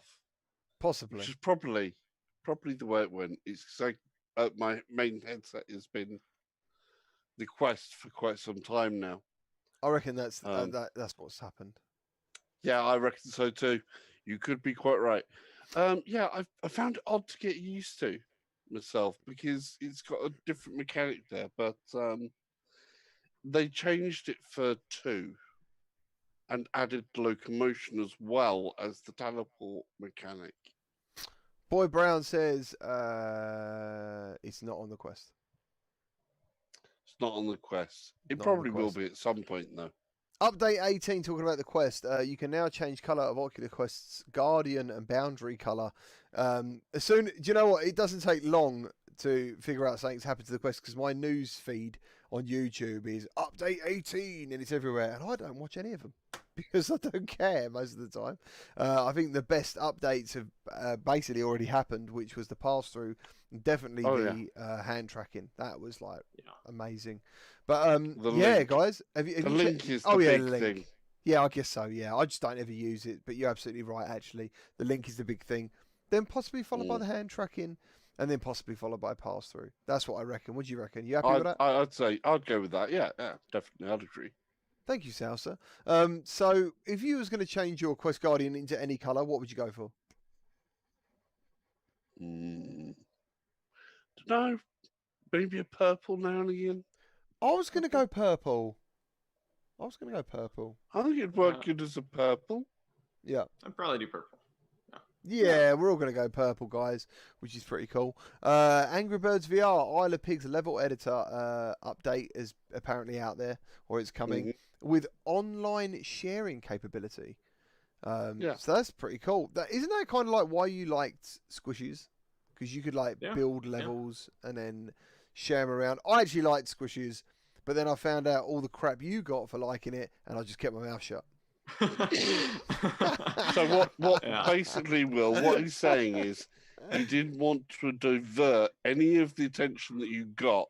He needed it onto himself. Yeah. And say and go hands up. I like Squishies. I did actually like it when and when everyone was taking the piss out of it. I actually had a look back at my video and I thought, I did actually enjoy that. It was quite fun. I liked I thought the level editor was really good. Yeah, I agree. But obviously going back onto where we was, level editors are always good. I think brings longevity, gives people creative output at the same time. Yeah. Sharing that with the community is always great. That always ends up with a game that actually has a lot more worth, because I thought as a game, it's Angry Birds in VR. Yeah. That's great. Some of the puzzles that were actually their own made ones weren't always actually that great. So the creator gives the scope for some possibly some interesting things to come.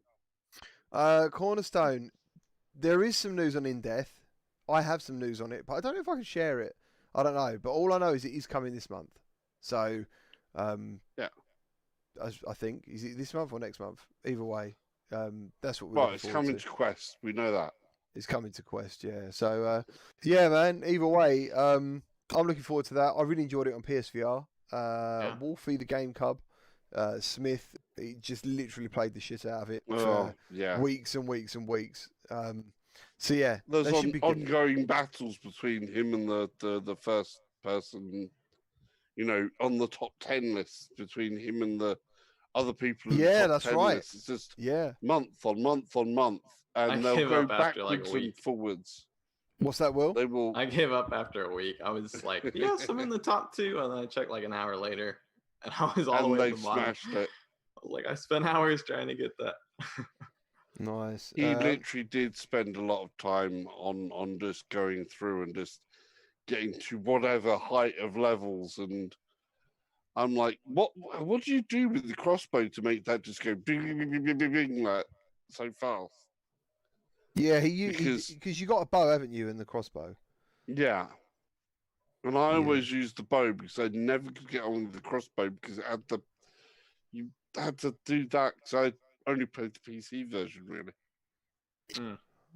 Right, okay. I'm trying to It find seemed out. like you could quick load the crossbow. Whereas I didn't think you could do it on the PC, but you probably can. Yeah, cool. I'm trying to look. I'm trying to see if I. It doesn't look like. Is it? Can anyone check if In-Death's release date is out there? It has a slightly different name as well. It's Unchained. In-Death Unchained. Yeah. Can anyone find out if the release date is out there? It says July 23rd from what I'm seeing. Excellent, that's cool. That's exactly the email I've got. So, yeah. I didn't know if I could share it. It doesn't say not to, but it also doesn't say I can. So, I've got to be very careful. But, yeah, Unchained In Death brings the roguelite experience screaming onto the Oculus Quest. Grab your longbow and rain arrows down on the forsaken souls. Angelic creatures and demons that have taken over the afterlife as you battle through heaven, purgatory, and an all-new hell in this procedurally generated game. So yeah, cool. Very much looking forward to that. I really enjoyed In Death, and I just think that portability of the Quest will make that brilliant. Yeah, I've got to see how the bow mechanics work. I keep on saying this. One of the things I did like about, obviously, the outside tracking is that it works well for drawing a bow.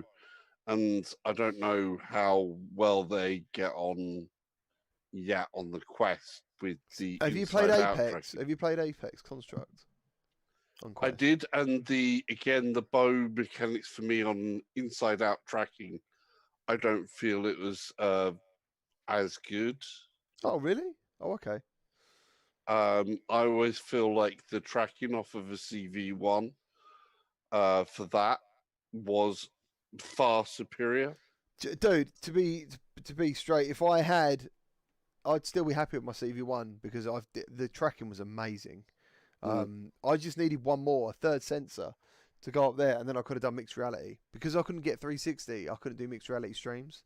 Not that I do many, but you know, you get an itch to do something. You're like, I need to do mixed reality. When you know you can do it. Same as I know that when people get Oculus Quest and they see a PCVR game, they know all they need. They're going to think, oh, the link, and it's that temptation.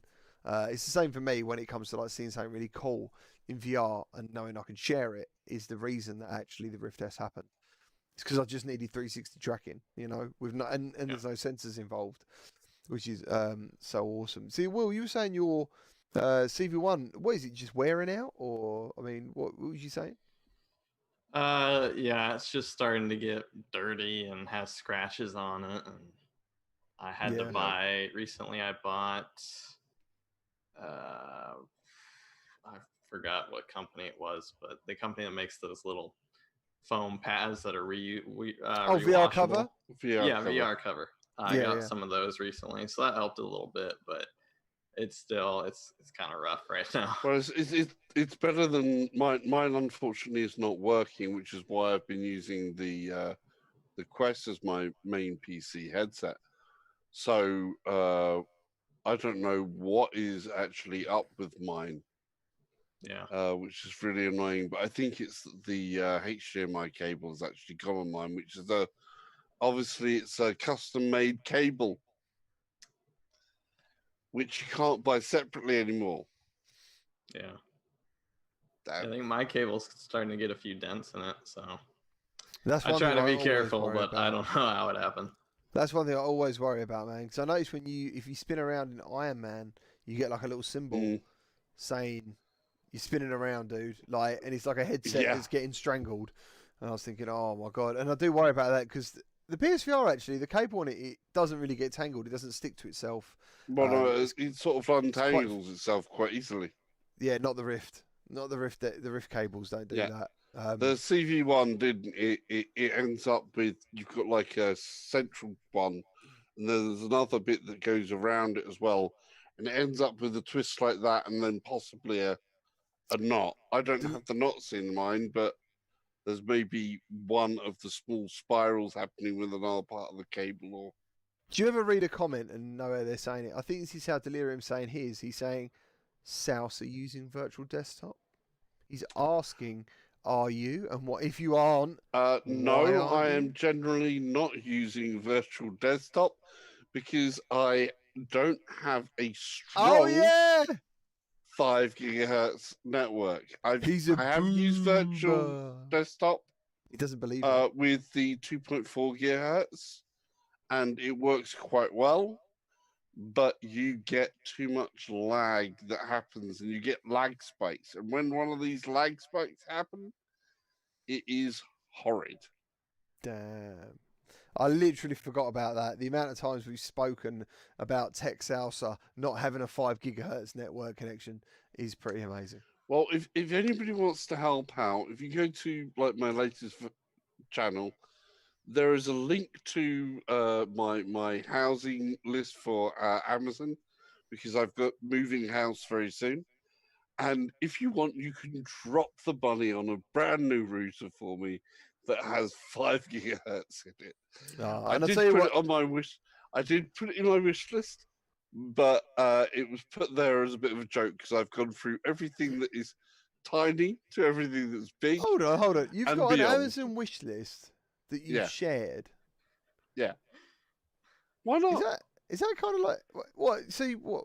Well, no, I'm moving in. I've only got what is in my room. So people said, "Oh, how can we help you out?" And I don't have subscribers. I don't have any thing chat. I don't have anything. I've never done anything like that. So I literally went, "Okay, I'll bung a load of stuff on there that I don't have that I will need when I move in." I didn't even know you could do that. That's crazy. Yeah.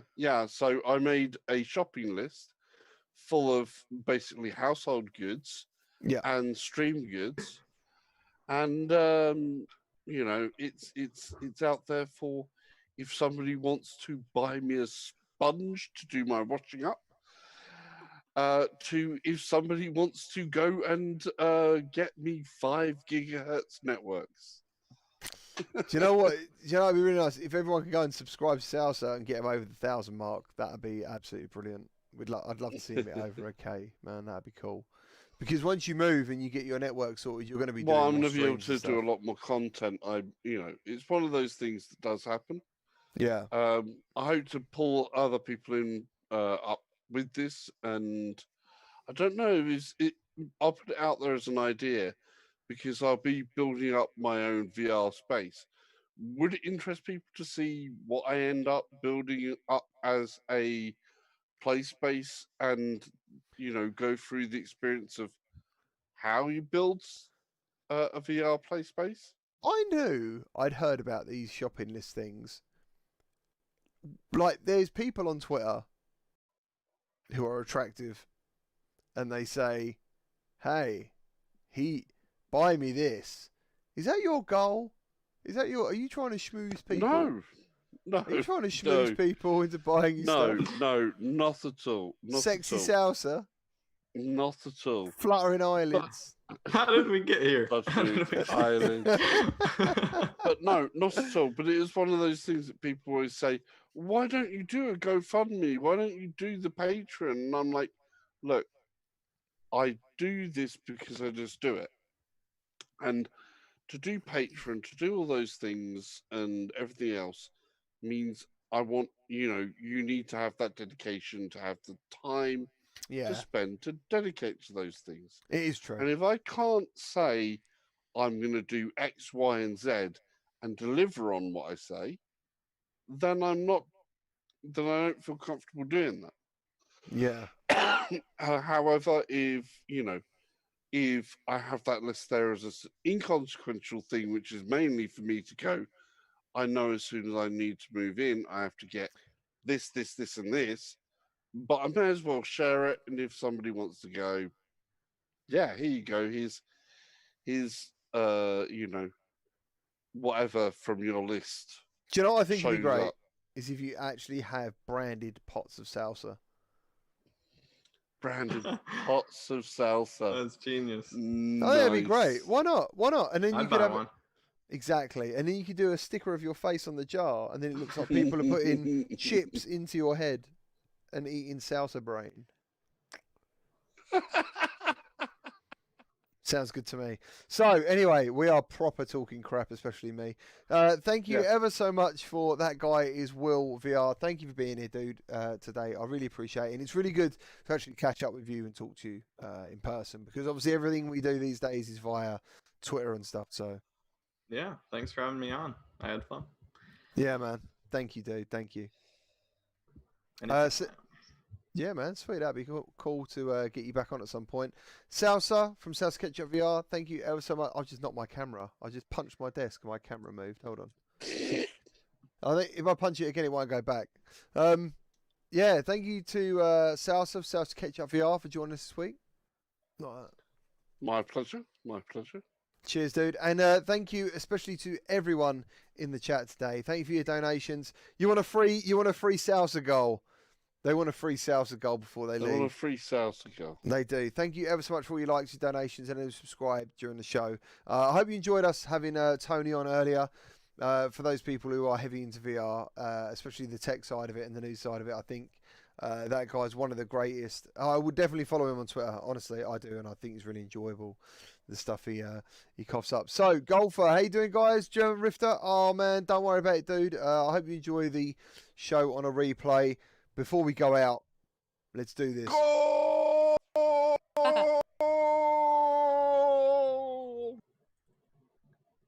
There you go, guys. Thank you ever so much. Look after yourselves. Take care. And we will see. Well, we obviously all see you in the week somehow. But, yeah, take care of yourselves. Enjoy the rest of your Sunday.